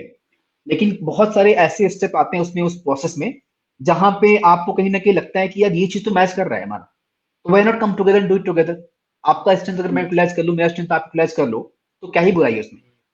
तो हम लोग चाहते हैं आपके जगह पर भी हम आकर के इस काम को लेकर, हमारा सेंटर अभी बहराइच में है यूपी में, हम उस पूरे उत्तर प्रदेश के लोगों को वहां पढ़ाते हैं, 50 लोगों को, पूरे 29 डिस्ट्रिक्ट रिप्रेजेंट हो रहे हैं वहां पे। सारे डिस्ट्रिक्ट में एग्जाम हुआ था, कनेक्ट हुआ था उसको लेने के लिए बच्चों को। अभी हम मध्य प्रदेश में भी आएंगे, और अलग उसमें भी आएंगे, एक बारी ये प्रयोग सफल हो जाए उसके बाद में। तो तो ये विचार चल रहा है। बाकी समहाउ आई थिंक मेरा जो अगला सवाल आपसे होगा, आई थिंक हम लोग अभी मतलब लास्ट के 10 मिनट में हैं, जैसा कि प्रॉमिस था 9 बजे तक का। हाँ, तो लेकिन ये टाइप का प्रॉब्लम नहीं है, अगर हमें जरूर, इवन। जरूर, हाँ। थैंक यू, थैंक यू, ये अच्छा रहेगा। लेकिन थोड़ा सा मुझे बताओ कि जो है समहाउ कहीं ना कहीं इतने दिन काम करने के बाद में क्या फीलिंग आती है जब देखते हैं उन टारगेट ऑडियंसेस को, उन समाज को, उन मुद्दों को, उन मोमेंट्स को? बदलाव क्या हो पा रहा है वास्तव में? क्या है गति उसकी, और क्यों होपफुल है अभी भी आप? तो अरुण भाई, बदलाव, एक बात तो जरूरी यह है कि बदलाव एक धीमी प्रक्रिया है। बदलाव जल्दी नहीं होता, और बदलाव जल्दी होना भी नहीं चाहिए। क्योंकि जो जो जल्दी बदलाव होते हैं वो सस्टेनेबल नहीं होते। और डेमोक्रेसी में थोड़ा चेंज की प्रोसेस और स्लो हो जाती है थोड़ी। हम्म। तो क्योंकि वो एक सामुदायिकता का भाव उसमें बहुत जरूरी है। जब कोई भी डेमोक्रेसी में कोई बदलाव होता है तो उसमें समाज का साथ में आना, मिलकर चीजों को अडॉप्ट करना, और फिर साथ में सिस्टम एडमिनिस्ट्रेशन सब मिलकर के उसे अडॉप्ट हम्म। करता है। हम्म। तो मुझे भी, जब मैं अब देखता हूँ पलट के 10 सालों में, तो मुझे लगता है कि दो तरीके के चेंजेस होते हैं। एक तो जो कुछ कुछ बीच बीच में शॉर्ट टर्म गोल्स भी अचीव हो रहे होते हैं। जैसे मान लीजिए किसी विद्यार्थी का अच्छा परफॉर्म कर लेना, हमने किसी बच्चे के साथ, विद्यार्थी के साथ काम किया, उसने कुछ अच्छा अचीव कर लिया, तो वो एक खुशी की बात है। थोड़े थोड़े समय में कुछ कुछ बिल्कुल छोटी छोटी अचीवमेंट्स जो मिलती रहती हैं, हम्म। उससे एक एक शॉर्ट टर्म चीजें, यानी मान लीजिए अभी हम लोगों ने मक्के के समर्थन मूल्य के लिए संघर्ष शुरू किया किसानों के साथ। हो हम्म। सकता है अगली फसल में, इस बार तो हमें सफलता बहुत मिली नहीं, हो सकता है अगली फसल में हम सफल रहे, जैसे कि हम पिछली बार रहे भी थे। तो बिल्कुल। उससे एक फायदा हो जाता है कि चलिए लड़े तो कुछ 100-200 करोड़ रुपए का फायदा सारे किसानों को हो गया, हमारे संघर्ष से हो गया, हम खुश हो गए। तो ये एक शॉर्ट टर्म बदलाव है। लेकिन ठीक है। लॉन्ग टर्म बदलाव फिर क्या है कि पॉलिसी में क्या दिक्कत है, ऐसा क्यों है कि हर बार लड़ना पड़ रहा है, ठीक है। ऐसा ऐसे कौन, ये जो पावर सिस्टम है वो इतना इम्बैलेंस क्यों है कि सरकारें जो हैं वो किसान का हित ना देख करके कॉर्पोरेशंस का या इंपोर्टर का हित देख रही हैं। तो वो बदलाव जो है वो लॉन्ग टर्म बदलाव है।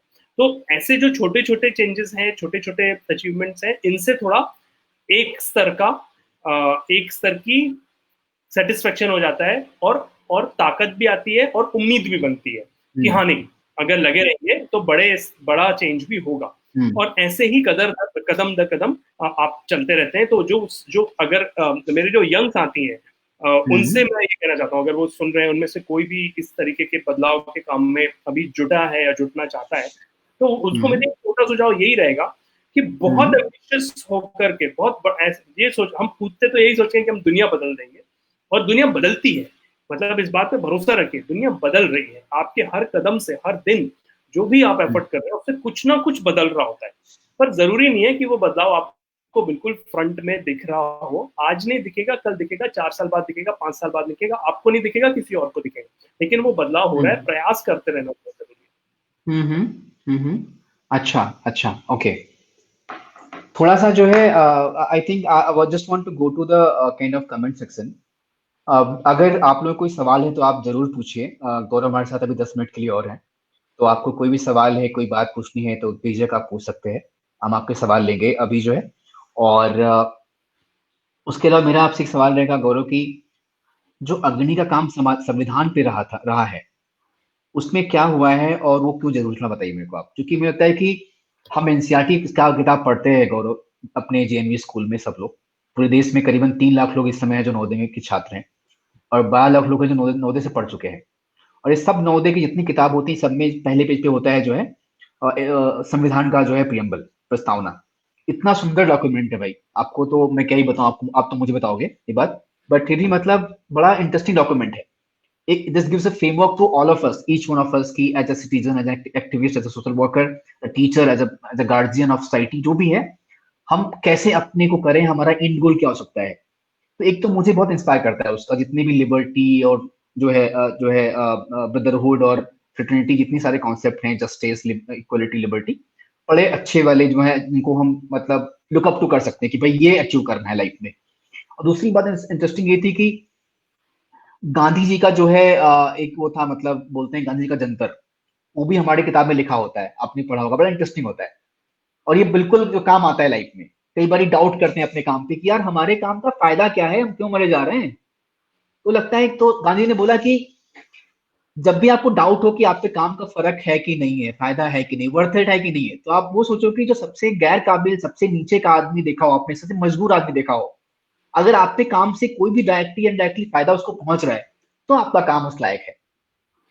और आज की इंटरनेट की दुनिया में देखता हूँ कि हर आदमी जो अपने आप को जो है बनाने में, दिखाने में लगा हुआ है। We almost send pictures every other day on Facebook, saying कि हमने ये अचीव कर लिया, यहाँ झंडा गाड़ दिए, and we all do that. I mean I do that. लेकिन लेकिन कहीं ना कहीं कैसे हम टेस्ट करें कि रियलिटी में हमारा काम हो रहा नहीं हो रहा है। तो ये सब बातें मुझे काफी लगती है interesting. I would just hmm. Want to understand from you, Agni का जो संवैधानिक जो है समझ बढ़ाने के लिए काम है वो क्या है, और क्यों जरूरी है हमारे लिए संविधान को समझना। अ, देखिए, उदाहरण के तौर पे अगर, क्योंकि मैंने कहा शिक्षा के विषय में ही अगर हम शिक्षा के आसपास बात करें, तो शिक्षा क्यों है, हम क्यों पढ़ाते हैं बच्चों को? अगर आप ये प्रश्न एक आम लोगों से बात करेंगे और पूछेंगे कि हम बच्चों को क्यों पढ़ाते हैं, तो वो तीन चार आपको जवाब मिलेंगे। एक सबसे कॉमन जवाब है कैरियर के लिए, भाई नौकरी लग जाए, जीवन यापन अच्छा हो जाए। कुछ लोग कहेंगे हम हम्म अच्छा इंसान बनाने के लिए पढ़ाते हैं। कुछ लोग कहेंगे कि सही गलत की पहचान के लिए पढ़ाते हैं। कोई कहता है अच्छे संस्कार मिल जाए तो पढ़ाते हैं। तो एक उद्देश्य शिक्षा का है जो इंडिविजुअल है, यानी एक व्यक्ति के लिए जो उद्देश्य है, मेरा बच्चा है तो मैं उसे विद्यालय भेज रहा हूँ तो इसलिए भेज रहा हूँ। लेकिन फिर एक उद्देश्य है जो सामाजिक उद्देश्य है, जो पूरे समाज के लिए है। तो हम्म जब हम किताब हम्म में, एनसीईआरटी की किताब में, आपको मैं उदाहरण बताता हूँ। एनसीईआरटी की किताब में मान लीजिए हमने हमने हमने गणित की किताब है। अब गणित की किताब में क्यों संविधान का प्रीएम्बल छपा है? सिविक्स की किताब तो है नहीं वो। तो हम्म हम उसके अगर डिटेल में जाएंगे तो हमें ये देखने मिलेगा कि गणित की किताब में मान लीजिए एक क्वेश्चन है, और वो हम्म क्वेश्चन कह रहा है कि there is a shopkeeper, her name is Sita. अब आगे मैथ्स का क्वेश्चन है, and Sita sells this x y हाँ z good at this certain price. तो वो एक हम्म मैथ्स की का सम हो गया। लेकिन वो हम्म बोल क्या रहा है? वो कह रहे हैं कि देयर इज अ शॉपकीपर। जब हम जैसे सुनते हैं देयर इज अ शॉपकीपर, तो हमारे मन में कोई लाला का फोटो है, आदमी का फोटो आता है, but it says her name is Sita. तो वो हमको हम्म हमारा स्टीरियोटाइप को तोड़ता है कि यार एक हम्म शॉपकीपर महिला भी तो हो सकती है। तो बच्चों के हम्म मन में एक जो अब यहाँ से हम फिर वापस जाएं कहाँ, संविधान में पहले पन्ने पे। तो संविधान क्या कह रहा है? संविधान कह रहा है इक्वालिटी ऑफ अपॉर्चुनिटी, हम्म कि हम्म समता या समानता, किस चीज की? अवसर की, अवसर की समानता। तो शॉपकीपर बनने का अवसर तो महिला का भी उतना ही है और पुरुष का भी उतना ही है। तो बराबर है। यहाँ वो तोड़ता है। तो जो मैथ्स का टीचर है, मैथ्स के टीचर का काम सिर्फ वो सम सॉल्व करना नहीं है, वो ये सिखाना नहीं है कि बच्चा सिर्फ गणित लगा करके और जवाब ले आए, आंसर ले आए, और उसके बाद जाकर के उसको आंसर शीट में सॉल्व कर लो, नंबर ले आए। ना ना ना, उसका काम ये भी है कि वो इस बात को भी बच्चे के मानस में स्थापित कर पाए कि अ, अगर दुकानदार है तो वो एक महिला भी हो सकती है, वो पुरुष भी हो सकता है, वो हिंदू भी हो सकता है, वो मुस्लिम भी हो सकता है, वो दलित भी हो सकता है, वो आदिवासी भी हो सकता है, वो कोई भी एब्सोल्युटली। हो सकता है, वो ट्रांसजेंडर भी हो सकता है, वो समाज का वो विकलांग, वो कोई दिव्यांग हो सकता है, कोई भी हो सकता है। तो हम्म हमें एक जो समता का बात, तो ये समझ जो है, ये यहां तक लेकर के जाना, शिक्षा का सामाजिक उद्देश्य जो है, जो बहुत साफ तौर पे हमारे एनसीएफ के माध्यम से, हमारी एनसीईआरटी के माध्यम से क्लियर है हमारे सामने, कि वो है हमारा संविधान, हमारे संविधान की प्रस्तावना, हमारा सपना, ड्रीम, ड्रीम ऑफ इंडिया। तो उसको हमें हम्म अचीव करना है। तो अगर हम विज्ञान पढ़ा रहे हैं तो हम ये तो पढ़ा रहे हैं कि ये सोलर सिस्टम है, इसमें ये इतने एक्स वाई जेड हमारे प्लैनेट हैं और उनके ये सैटेलाइट है, लेकिन हम ये भी पढ़ा रहे हैं कि कोई सोलर एक्लिप्स जो है, लूनर एक्लिप्स जो है, वो कोई राहु केतु कोई सूरज को खा नहीं जाता है, तो आपको बिल्कुल डरने की जरूरत नहीं है। तो हम अंधविश्वास से बच्चों को आजाद कर रहे हैं। फ्रेटर्निटी, हम्म जो कि हम्म हमारा हमारा कॉन्स्टिट्यूशनल वैल्यू है, आजादी, वैल्यू है। फ्रेटर्निटी, विश्वास से आजादी। तो वही इंपॉर्टेंट है। तो इसीलिए इस जो हमारा कॉन्स्टिट्यूशन पे काम है, तो एक्चुअली वो शिक्षा का ही काम है, ये दोनों अलग अलग चीज नहीं है। कॉन्स्टिट्यूशन और एजुकेशन एक ही चीज है। हमें हम्म बस हम बस उसको थोड़ा सा एक विजिबली दिखाने की कोशिश करते हैं, शिक्षकों को भी, हम्म विद्यार्थियों को भी। और फिर ये तो एक थ्योरेटिकल बात हो गई कि ऐसा होना चाहिए, लेकिन ये हो कैसे? तो क्लासरूम में फिर वो कैसे टीचर उसको अचीव करे, उसके लिए वो किस टीचर किस तरीके के एक्सपीरियंशियल अनुभवात्मक रास्ते ले, उसके लिए हम फिर शिक्षकों के साथ काम करते हैं, शिक्षकों को तैयार करने की कोशिश करते हैं, विद्यार्थियों के साथ भी काम करते हैं। एक हमारा हम्म ज्ञान मेला नाम का इवेंट होता है जिसमें हम अनुभवात्मक शिक्षा को हम्म प्रदर्शित करते हैं। आप अगर अग्रणी के पेज पे जाएंगे तो उस पर एक बड़ा इंटरेस्टिंग सा वीडियो हमने अभी पोस्ट किया है, तो आपको देखने मिलेगा। Okay okay. ठीक है ठीक है। तो अग्रणी के अलावा जो किसान सत्याग्रह में काम हुआ था आपने बताया था मेरे को, और शिक्षा सत्याग्रह में अभी तक क्या हुआ है और क्या करना चाहिए। नाम बहुत इंटरेस्टिंग है आपने जो रखा है उसका, मतलब ऐसा मतलब लग रहा है कि मूवमेंट टाइप का है और एक आह्वान है लोगों के लिए। लेकिन क्या चल रहा है मतलब सत्याग्रह में, शिक्षा सत्याग्रह में? देखिए, शिक्षा सत्याग्रह जब हमने शुरू किया शिक्षा सत्याग्रह, तो हमारा एक जो लॉन्ग टर्म ड्रीम है वो तो यही है कि हम भारत में शिक्षा को एक राजनीतिक सामाजिक मुद्दा बनाना चाहते हैं। हम शिक्षा हम्म। को एक ऐसा विषय बनाना चाहते हैं जिस विषय पे परिवारों में, नुक्कड़ों में, चौक चौराहों में, विद्यालयों में, विश्वविद्यालयों में, पार्लियामेंट में, देश के हर जगह शिक्षा पे हम्म। बहुत गंभीर चर्चा हो। लोग शिक्षा को एक एक पब्लिक सर्विस की तरह एक्नॉलेज करें। हम सरकारों ताकि हम सरकारों की डेमोक्रेटिक रिस्पॉन्सिबिलिटी जो है, उनकी जो जो एक लोकतंत्रात्मक जवाबदेही है, वो हम हम्म। उनकी तय कर सकें, अकाउंटेबिलिटी तय कर सकें। तो ठीक है। ये एक उसका लॉन्ग टर्म विजन है। दो हम्म। 2.5 सालों से हम लोग अलग अलग तरह से ये खुद के लिए खोजने की कोशिश करें कि ये होगा कैसे। तो हम्म। हम वो सारे माध्यम जहां से डिस्कोर्स बनता है, चाहे वो हमारे चाहे वो हमारे मीडिया के साथी हों, चाहे सोशल मीडिया हो, यहाँ हम अलग अलग तरह से इस विमर्श को तैयार करने की कोशिश कर रहे हैं। हम्म। साथ ही साथ शिक्षा में काम करने वाले जो दूसरे लोग हैं, हम्म। अलग अलग संस्थाएं हैं, अलग अलग अलग अलग बहुत सारे ऑर्गेनाइजेशंस हैं, दूसरे मूवमेंट्स हैं, हम उनको साथ में जोड़ने की कोशिश कर रहे हैं कि वो भी साथ में आए और शिक्षा को राजनीतिक एंगल से भी, एक सिस्टमिक एंगल से, उसको राजनीतिक सिर्फ ना कहें, उसको व्यवस्थात्मक एंगल कहें। कि जैसे जैसे कोई कोई हमारा साथी है जो किसी गांव में बच्चों को पढ़ा रहा है, तो वो बहुत अच्छा काम कर रहा है, वो पढ़ाए, वो तो बहुत अच्छा बढ़िया काम है। हम्म। लेकिन वो इस बात को भी समझे कि उसको क्यों जरूरत पड़ रही है ऐसा करने की, क्यों वो सुविधाएं उन बच्चों तक व्यवस्था से उपलब्ध नहीं हो पा रही हैं। तो जो और दूसरे साथी हैं जो शिक्षा के क्षेत्र में काम कर रहे हैं, उन्हें भी हम इसमें जोड़ें। और साथ में सिर्फ शिक्षा में काम करने वाले अलग अलग संगठनों या संस्थाओं को नहीं, जो अलग मुद्दों पे काम कर रहे हैं, उन्हें भी हम्म। शिक्षा से, जैसे मजदूरों का जो मुद्दा है या किसानों का जो मुद्दा है, उसे तो हम्म। शिक्षा सत्याग्रह, किसान सत्याग्रह हो, किसान सत्याग्रह में शिक्षा सत्याग्रह हो। वो इसलिए हम्म। क्योंकि आज किसान जो है, जो गांव में खेती कर रहा है या खेत मजदूर है, उनके बच्चे कहाँ पढ़ रहे हैं, उनके पास क्या व्यवस्था है आज। वो तो उन्हें तो अपने बच्चों को सरकारी स्कूलों में पढ़ाना पड़ता है। सरकारी स्कूलों की अगर व्यवस्था में सुधार की आवश्यकता है, मैं हम्म। मैं यूजुअली कोशिश ये करता हूँ कि मैं सरकारी स्कूलों के बारे में नकारात्मक बात ना करूं, क्योंकि बहुत नकारात्मक बात होती है। सरकारी स्कूल बहुत अच्छे हैं, उनमें और हम्म। सुधार की जरूरत है। तो बहुत यदि बढ़िया। सरकारी स्कूलों में सुधार की आवश्यकता है, जो हम्म। कि किसानों के बच्चे जहाँ पढ़ रहे हैं, तो हम्म। कैसे वो और तरीके, अच्छे तरीके से हो, किसान साथी जो है, मजदूर साथी जो है, वो उसको मुद्दा बनाए। तो ये हम्म। एक तरह से अलग अलग समाज के जो वर्ग हैं, जिसमें आर्टिस्ट भी हैं।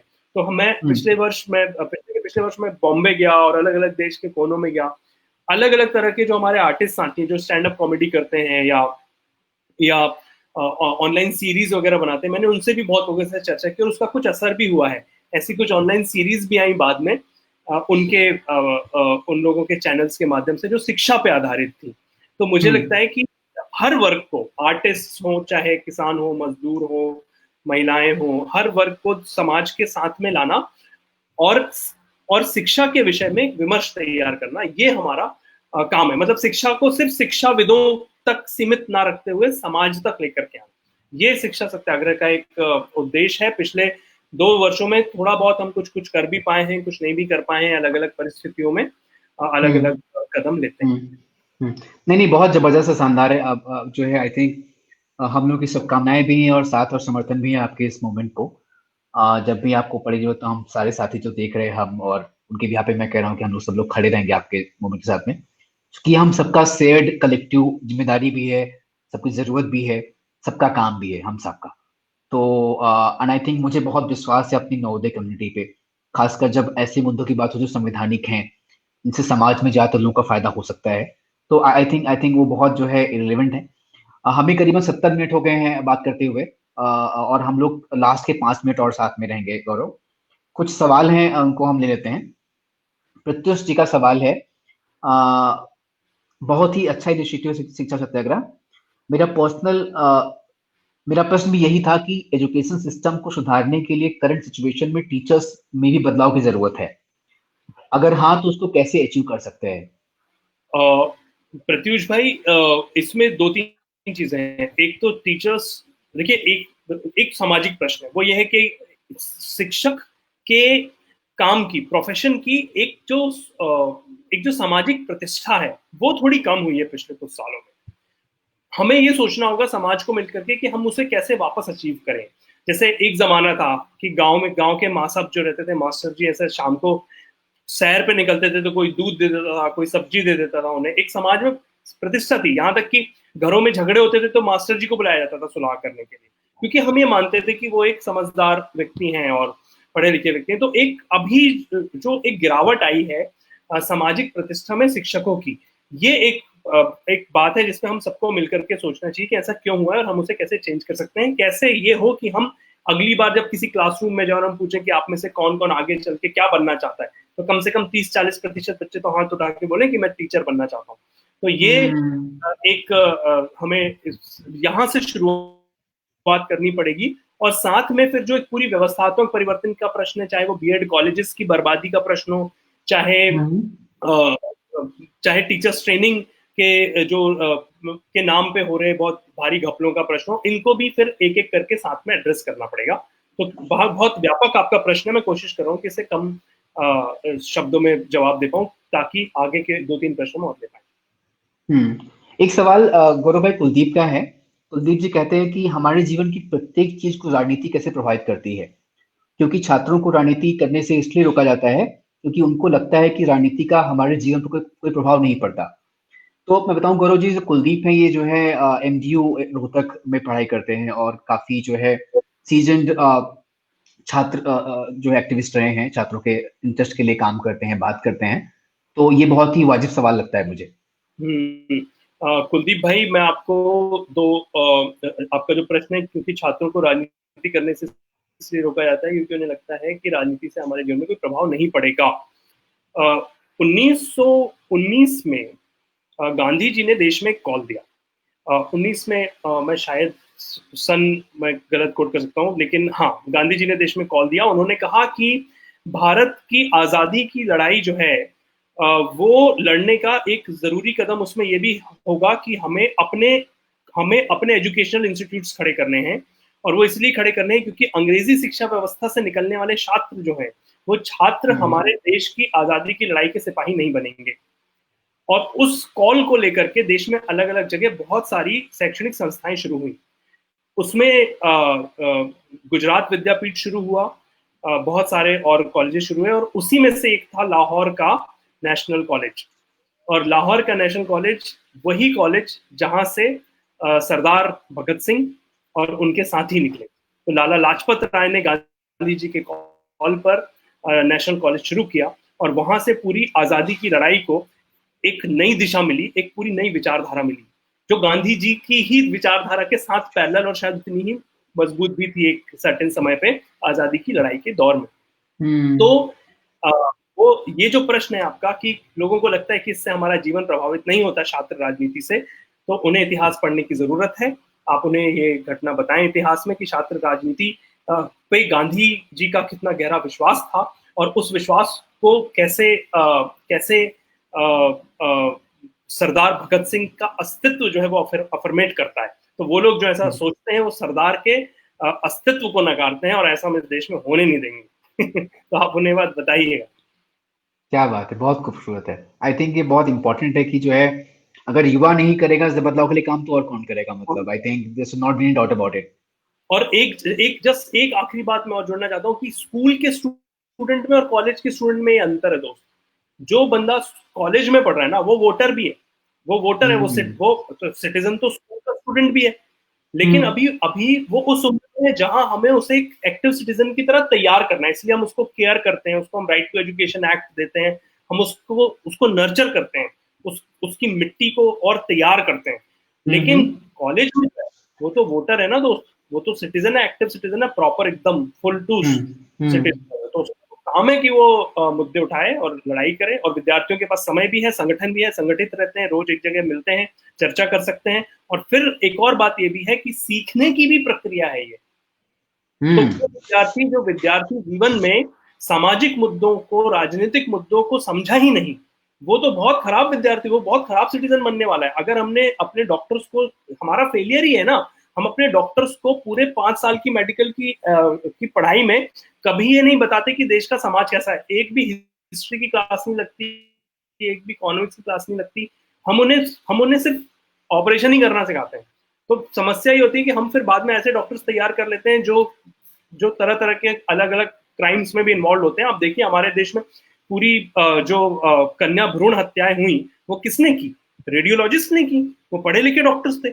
उनको यदि हमने कभी सामाजिक समता की बात बताई होती या उसमें से हमने फेमिनिज्म पढ़ाया होता उनको, तो उसमें कई लोग ऐसे निकलते जो इसका विरोध करते फ्रेटर्निटी के अंदर। नहीं कर पाए इसलिए क्योंकि कहीं ना कहीं हायर एजुकेशन में जब सामाजिक राजनीतिक मुद्दों को हम गायब कर देंगे, चाहे वो कोई भी, चाहे वो प्रोफेशनल एजुकेशन हो, चाहे वो इंजीनियर बनाना हो, चाहे डॉक्टर बनाना हो, चाहे लॉयर बनाना हो, चाहे कुछ भी बनाना हो, उसमें बहुत ये सामाजिक राजनीतिक मुद्दों का होना, जिंदा होना। बिल्कुल सही बात है। क्विक कमेंट इस सवाल पर अगर आप थोड़ा सा देखें, स्क्रीन पर प्ले कर रहा है। फार्मर्स की अर्निंग कैसे इंक्रीज कर सकते हैं?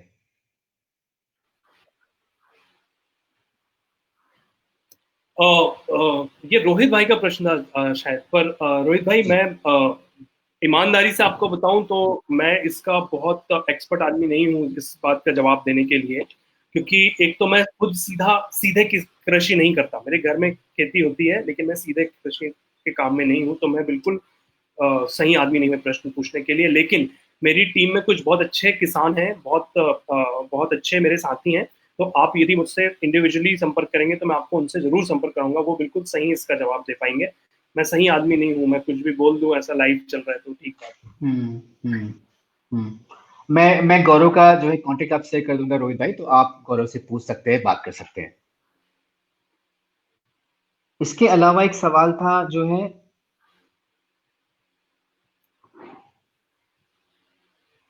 रवि प्रकाश जी कहते हैं कोई भी बदलाव शुरू करने से पहले जरूरत होती है आम जनता को नए एवं पुराने सभी बदलावों के बारे में लोगों को जागरूक करना। शिक्षा भले ही मुफ्त कर दी जाए, पर जब तक आम जनता को नए एवं पुराने बदलावों और फायदों के बारे में जागरूक नहीं किया जाएगा, तब तक कुछ भी कहना मुश्किल होगा। अच्छा होगा यदि सरकार, आप और हम तरह के लोग लोगों में सरलतम तरीके से जागरूक करें। बहुत सारे ऐसे गरीब लोग हैं जो अभी भी नवोदय विद्यालय और तमाम प्रेस परीक्षाओं के बारे में कुछ भी नहीं जानते। जागरूक सबसे बड़ा आंदोलन होना चाहिए जागरूकता का। तो आई थिंक हमने थोड़ा टच किया था हमने इस बात को, इस पहलू को, कि कितना इंपॉर्टेंट है जो है कि जनता इस डिस्कोर्स का हिस्सा बने और उसको डायरेक्ट करे इंस्टेड ऑफ पॉलिटिकल पार्टीज, तो रियल मुद्दे फिर मुखर हो पाए। तो अगर अगर आप मतलब क्विकली बता पाए कि जनता के रूप में एक हर एक आदमी की, चाहे वो वकील हो, चाहे वो सोशल वर्कर हो, चाहे वो एडवोकेट हो, चाहे वो जो है सफाई कर्मचारी हो, कुछ भी करता हो जिंदगी में अपने, लेकिन नागरिक और वोटर होने के मात्र नाते वो कैसे अपना डेली लाइफ में क्या करे कि सामाजिक बदलाव में, सरकार की बेहतरी में, सरकार को अकाउंटेबल रखने में उसका एक रोल हो, भूमिका हो। हम्म। तो इसमें जैसे शिक्षा के विषय में, तो ये दो प्रश्न मुझे दिख रहे हैं इसमें। एक तो शिक्षा के विषय में जागरूकता वाली जो बात हमारे साथी ने कही है, रवि प्रकाश भाई ने, उसमें रवि भाई एक चीज तो हमें ये भी देखना चाहिए कि क्या कि हुआ कितना है, कितनी जागरूकता आई है और कितनी और आनी चाहिए। तो ये तो सच है कि अभी और बहुत जागरूकता लाने की जरूरत है, और ये तो एक अनंत जागरूकता, तो एक अनंत प्रक्रिया है। हम्म हम थोड़े जागरूक होते हैं, फिर हम और जागरूक होते हैं, फिर हम और जागरूक हो जाते हैं। तो जागरूकता तो चलती रहेगी हमेशा। लेकिन अभी कितना बदलाव हुआ है ये देखने के लिए, यदि जैसे मुझे याद आता है, बहुत पहले दूरदर्शन में 8:30 बजे रात में न्यूज आती थी। एक ही चैनल आता था दूरदर्शन, हम्म 8:30 बजे वाली जो डेली के न्यूज बुलेटिन होता था, उसमें 8:45 पे एक ब्रेक होता था। और 8:45 के ब्रेक में एक दीदी वाला ऐड आता था, जिसमें एक दीदी जाकर के बोलती थी कि बच्चे को स्कूल भेजो, और बच्चे स्कूल भेजेगा तो देश का भविष्य बनेगा, टाइप का एक वो सरकारी ऐड चलता था। तो हम वहां से आए हैं जहां हम लोगों को ये कह रहे थे कि बच्चों को स्कूल भेजो, बच्ची को हम्म स्कूल भेजो। वहां से अगर हम हम्म आज की देखें, तो आप शाम के समय जाइए गांव ग्रामीण क्षेत्रों में, अगर आप गाड़ी लेकर के निकलेंगे तो आपको उसे साइकिलों में हजारों बच्चे, सैकड़ों बच्चे स्कूल से लौटते हुए दिखेंगे। तो हम काफी यात्रा तय की भी है, हम काफी चीजें काफी जागरूकता आई है। ये हो सकता है कि कुछ लोग शिक्षा को सिर्फ इस सीमित दायरे में देखते हैं कि वो उन्हें लगता है कि शिक्षा एक पॉवर्टी साइकिल से निकलने का, एक गरीबी के चक्र से निकलने का एक माध्यम है, वो बहुत सीमित दायरे में देख रहे हैं शिक्षा को, वो हो सकता है। लेकिन स्कूल तो भेजने लगे, एक एक स्टेप तो हम आगे बढ़ गए हैं, अब हमें और आगे बढ़ते हैं। तो वही मैं बस इसमें एक थोड़ा सा और एक लेयर खोल देना चाह रहा था आपकी बात पे कि जागरूकता की जो प्रश्न है वो कैसे एक एक कदम दर कदम हम जागरूक होते जाते हैं। बस ये बात मुझे आपके प्रश्न में एक बहुत ही रिलेवेंट सवाल है गौरव जी। अ, यदि सत्ताधारी विचारधारा वाली राजनीति, छात्र राजनीति को सोच नहीं मिलती है, तो छात्रों नेताओं को सरकारें परेशान करती हैं। ऐसे में क्या स्ट्रेटेजी होनी चाहिए? छात्र नेताओं की, आकिब भाई, ये मतलब एक तो ये थोड़ा बड़ा कठिन भी प्रश्न है मेरे लिए, क्योंकि मैं अगर कोई जवाब सीधा नहीं है इसका मतलब मेरे हाँ, हिसाब से, क्योंकि लेकिन तमाम तरह के एग्जैक्टली अगर मैं कोई बहुत मजबूत बात आपसे बोल दूं और उसे आप मान ले तो, और उससे किसी तरीके का खतरा खड़ा हो जाए, तो वो मैं नहीं चाहता। लेकिन फिर भी सरल बात जो मेरी है वो ये है कि पहली बात जो हमें समझ लेनी चाहिए, अगर छात्र राजनीति जो है वो सत्ता के विचार से मिलती है तो गड़बड़ है। छात्र राजनीति जो है वो सत्ता के विचार से यदि मिलती है तो गड़बड़ है। तो फिर तो देखिए, दुनिया में दो तरीके के विचार होते हैं, एक होता है जो बदलावकारी विचार होता है और एक होता है जो यथास्थिति बरकरार रखने का विचार होता है। One is to maintain status quo and another is the transformational one. So we'll have to decide which side we are. If we are youth, we have to be on transformational side. We can only be on transformational side. Otherwise, we do not qualify to call ourselves as youth. तो अगर हमें और transformational आप तभी होंगे जब आप यथास्थिति को चैलेंज करेंगे, और यथास्थिति जो है वो आपको दिख रही है कि यथास्थिति में कुछ गड़बड़ है, तो आप उसको चैलेंज करना आपको जरूरी है। तो पहला जो आपके प्रश्न का हिस्सा है कि यदि छात्र राजनीति की सोच नहीं मिलती है सत्ता की सोच से, तो ये तो बहुत अच्छी बात है, मिलनी भी नहीं चाहिए। जिनकी मिलती है, उनकी गड़बड़ है, उनको समझाइए कि भाई साहब यूथ बनिए, ट्रांसफॉर्मेशनल सोचिए, वो बहुत इंपॉर्टेंट है। और दूसरी फिर बात यह है कि स्ट्रैटेजी क्या हो, तो स्ट्रैटेजी अलग अलग परिस्थितियों में अलग अलग होगी। ये है कि स्मार्ट हो, और सबसे जरूरी बात यह है कि हमारी अपने बदलाव के लिए हो। यानी कोई भी स्ट्रैटेजी जो हम पिकअप करें, चाहे वो संघर्ष करने, चाहे वो जमीनी संघर्ष की हो, चाहे हम कोई आर्टिकल लिख रहे हो, चाहे हम फेसबुक में लिख रहे हो, इसमें सबसे जरूरी बात हमें समझना जरूरी है कि इस पूरी प्रक्रिया में, ये इसको करते वक्त हमारी अपनी राजनीतिक समझ, हमारी अपनी राजनीतिक सोच कितनी और रिफाइन हुई।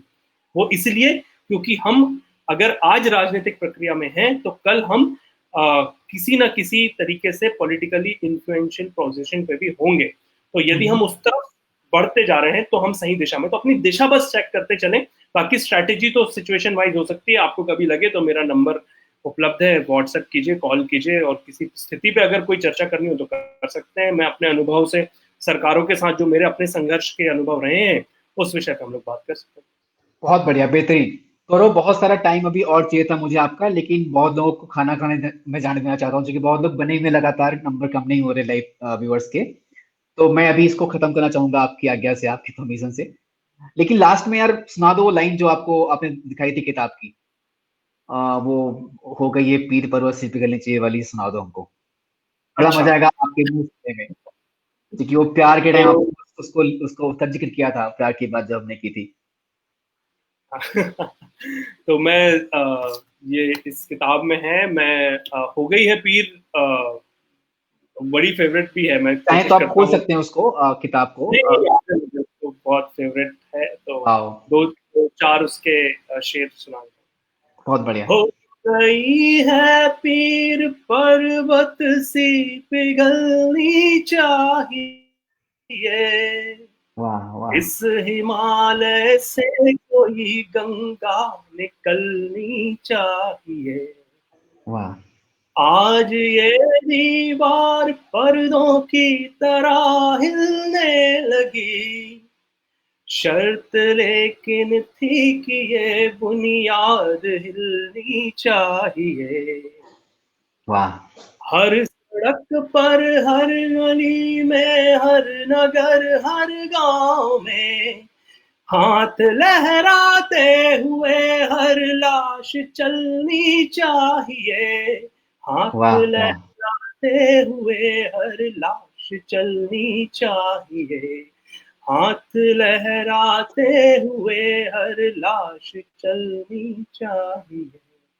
वाह वाह वाह वाह। अरे गौरव जी मजा आ गया, बहुत बढ़िया, मतलब टच कर गया अंदर, मतलब जो है आई हैड गूज बम्प्स। बहुत बढ़िया बहुत बढ़िया। मतलब I think we all need to have those quotable quotes, those poems, those lines, which really help us keep going and keep moving in this struggling, difficult, tough world. बहुत अच्छा लगा मुझे आपसे बात करके गौरव, सच बता रहा हूँ मैं। और this was a kind of very genuine free flowing conversation. I really love talking to you. और ऑडियंस लगातार बने रहे, हालांकि बढ़ भी रहे अभी। तो बहुत पॉजिटिव लगता है मुझे ये समझना। और ये जो है वीडियो अलग अलग पेजेस पे फ्लोट हो रहा था, कहीं पे वॉच पार्टी के रूप में, कहीं ऐसे। तो अलग अलग जगह पे अलग लोगों ने देखा है। I am sure, I think मैं भी चेक करूंगा कितने लोग ने देखा, but it must be more than 6-7 thousand who already watched the video. And this is a great support for all of us to kind of keep doing similar things. दोस्तों, ये episode 8 था हमारे weekly show का। अगले शनिवार रात को 8 बजे मैं दोबारा मिलूंगा आपसे किसी नए साथी के साथ में, जिनसे हम काफी नई तरह की बातें करेंगे, सीखेंगे। और गौरव, बताऊं आपको आखिरी में मैं कि शुरू से मेरे को दिमाग में जो लगा कि जो मुद्दा मुझे काफी प्रेरित करता है, काफी रुचि रहती है, वो मानव विकास का है, ह्यूमन डेवलपमेंट का है। कि मुझे काफी लगता था ट्रेजिक कि कितने लोग हैं जो अ, धरती पे आते हैं और बिना कुछ अपनी बेस्ट पोटेंशियल टैप किए, बिना अपनी बेस्ट पॉसिबिलिटी को पाए यहाँ से चले जाते हैं। तो आई थिंक सारे काम का जड़ ये रहता है मेरा कि कहीं ना कहीं अगर हम सब लोगों के जो है मैक्सिमम लोगों के उसका को हेल्प करें, उनकी वेस्ट चीजों को ढूंढने में, उनको उनको पाने में हेल्प करने में, तो कहीं ना कहीं ना तो सिर्फ उनका जन्म यहाँ पे है, मतलब यूटिलाइज होता है, बल्कि वो समाज की बेहतरी में उनका योगदान बढ़ जाता है। और आई थिंक यही मकसद है कि मैं आप इस लोगों से बात करता हूँ, उनसे सीख करके, आपके अनुभवों से तमाम सारे लोग अपनी लाइफ में चॉइसेस लेने में थोड़ा सा सकारात्मक फील करेंगे। उनको उनको शायद उनको समझ आएगी कि हाँ, ऐसा भी पॉसिबल है। जैसे आपने इंजीनियरिंग किया था, इंजीनियरिंग करने के बाद में आपने जो नौकरी छोड़ दी अपनी, और आप फुल टाइम यहाँ पे रहते हैं, आपका एक केंद्र है वहां पर शिवनी में। तो बहुत सारा कुछ है जो people, all of you can go to his Facebook page. उनका पर्सनल पेज भी है, अग्नि नाम का पेज भी है, मैंने अभी लिंक फ्लोट किया था स्क्रीन पे। तो आप उनके बारे में जान सकते हैं, गौरव के बारे में। और feel free to get in touch, kind of like kind of to kind of know more about it, and kind of keep doing it more often. मैं वादा करता हूँ कि मेरा प्रयास रहेगा कि मैं अलग अलग तरह के लोगों से मिलवा पाऊँ आपको, जिससे कि हर तरह के जो साथी मेरे हैं उनका उनका फायदा हो, और जिंदगी में हम बेहतर चॉइसेस चयन कर पाए। और जहां से इससे पहले कि हम जाएं, अपने को बनाने के साथ, अपने को बेहतर बनाने के साथ में जीवन को और समाज को भी कुछ बेहतरी दे करके जाएं। इसी वादे और इसी आशा के साथ में अपना एपिसोड 8 खत्म करता हूँ। बहुत लोगों के प्यारे प्यारे कमेंट्स आए हैं, मैं सबको जो है प्यार भेज रहा हूँ, थैंक यू बोल रहा हूँ। बहुत बहुत शुक्रिया समर्थन के लिए। और आपका कोई फीडबैक हो तो आप हमेशा मुझे लिख सकते हैं। अगले शनिवार 8 बजे मैं आपसे मिलूंगा। गौरव, थैंक यू सो मच। बहुत अच्छा लगा मुझे थैंक आपसे बात करके। अभी आप भी खाना खाइए, और आप सब लोग भी जो वॉच कर रहे हैं, please go and have dinner, काफी टाइम हो गया है। और गौरव, थैंक यू टाइम निकालने के लिए।